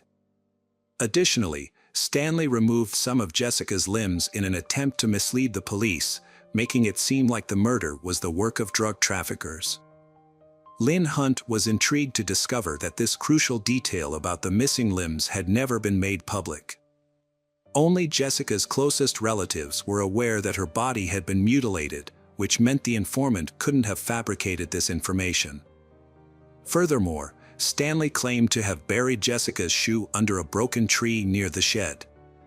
Determined to verify the informant's story, Lynn Hunt decided to search for buried evidence. With limited resources at the local police department, she enlisted the help of Jessica's brother and other relatives, keeping Stanley's possible guilt a secret. She did not report her suspected evidence to them. On the first day of the search, no clues were found despite searching the areas described by the informant. The next day, Jessica's brother and Lynn Hunt returned to the scene. On the way, they noticed an abandoned barn on the side of the road and decided to search. Inside the barn, they began digging. Their search uncovered a buried bed sheet. Lynn Hunt collected the evidence and rushed to Jessica's home. Since her disappearance, her parents had left her room unchanged, which helped in verifying the evidence. Upon comparison, Lynn Hunt confirmed that the bed sheet was indeed from Jessica's bedding, as it matched the pattern of the other linens and was missing from her bed. Following this discovery, Stanley was arrested and questioned by police. Although he appeared visibly shaken during questioning, he refused to confess to the crime. Stanley was eventually charged with murder and the case went to trial. This news shocked Jessica's father. The murderer he had been searching for was none other than his own brother Stanley Dishon. As the trial progressed, Lynn Hunt dug into Stanley's past to gather more evidence. She knew that he had assaulted Jessica, but her investigation uncovered that several of Stanley's female relatives had come forward to report that he had sexually abused them as children. Stanley would approach his relatives, claiming he was temporarily homeless, and asked to stay at their home. However, when left alone with the young girls in their homes, Stanley would sexually assault them, threatening them to ensure their silence. Based on multiple similar accounts, police deduced that Stanley had been engaging in this behavior for approximately 3 decades. Lynn Hunt knew full well that a conviction for murder would be difficult, given the lack of direct evidence, such as fingerprints or DNA, linking Stanley to the crime. Undeterred, Lynn Hunt continued her investigation and stumbled upon a box of old case files that had not been examined before. As she sifted through the boxes, Lynn Hunt was once again frustrated with the police who had originally handled the case. She noticed a letter dated June 26, 2002. A concerned person had written to the police at the time, recounting a story identical to one Lynn Hunt later heard from an inmate at the Kentucky penitentiary. In the summer of 2002, Stanley was serving a sentence for assaulting a minor family member. While in prison, he confided in a fellow inmate about killing his niece, Jessica. Unbeknownst to Stanley, his fellow inmate was a police informant who soon wrote a detailed letter to the police investigating the case, exposing the horrific events surrounding Jessica's death. However, police believed Brooks was the prime suspect at the time, causing them to ignore other potential leads. This inaction left Lynn Hunt deeply frustrated, becoming frustrated with the lack of professionalism of his colleagues. If the police had done their job properly, this case could have been solved in 2002. After all these years, Lynn Hunt could only hope that Stanley would finally face justice for his actions at the upcoming trial. The process began in 2015 when Stanley appeared in court, pleading not guilty. Jessica's parents were furious. The prosecution believed that a guilty verdict on the murder charges would be difficult due to a lack of evidence. There were also assault charges against other female family members. The prosecution would need these family members to testify in court, sharing explicit details about Stanley's actions against them. Given these challenges, the prosecution decided to offer Stanley a plea deal. In exchange for dropping the death penalty, Stanley would have to plead guilty to both the assaults on his relatives and Jessica's murder. Ultimately, Stanley accepted the deal and pleaded guilty. Jessica's parents, who wanted the truth, were unhappy with this arrangement, but Stanley remained silent in accordance with the terms of the plea deal. Stanley was sentenced to 20 years in prison with the possibility of parole after 15 years. Since he was 56 years old at the time of his conviction, he could be released at age 71.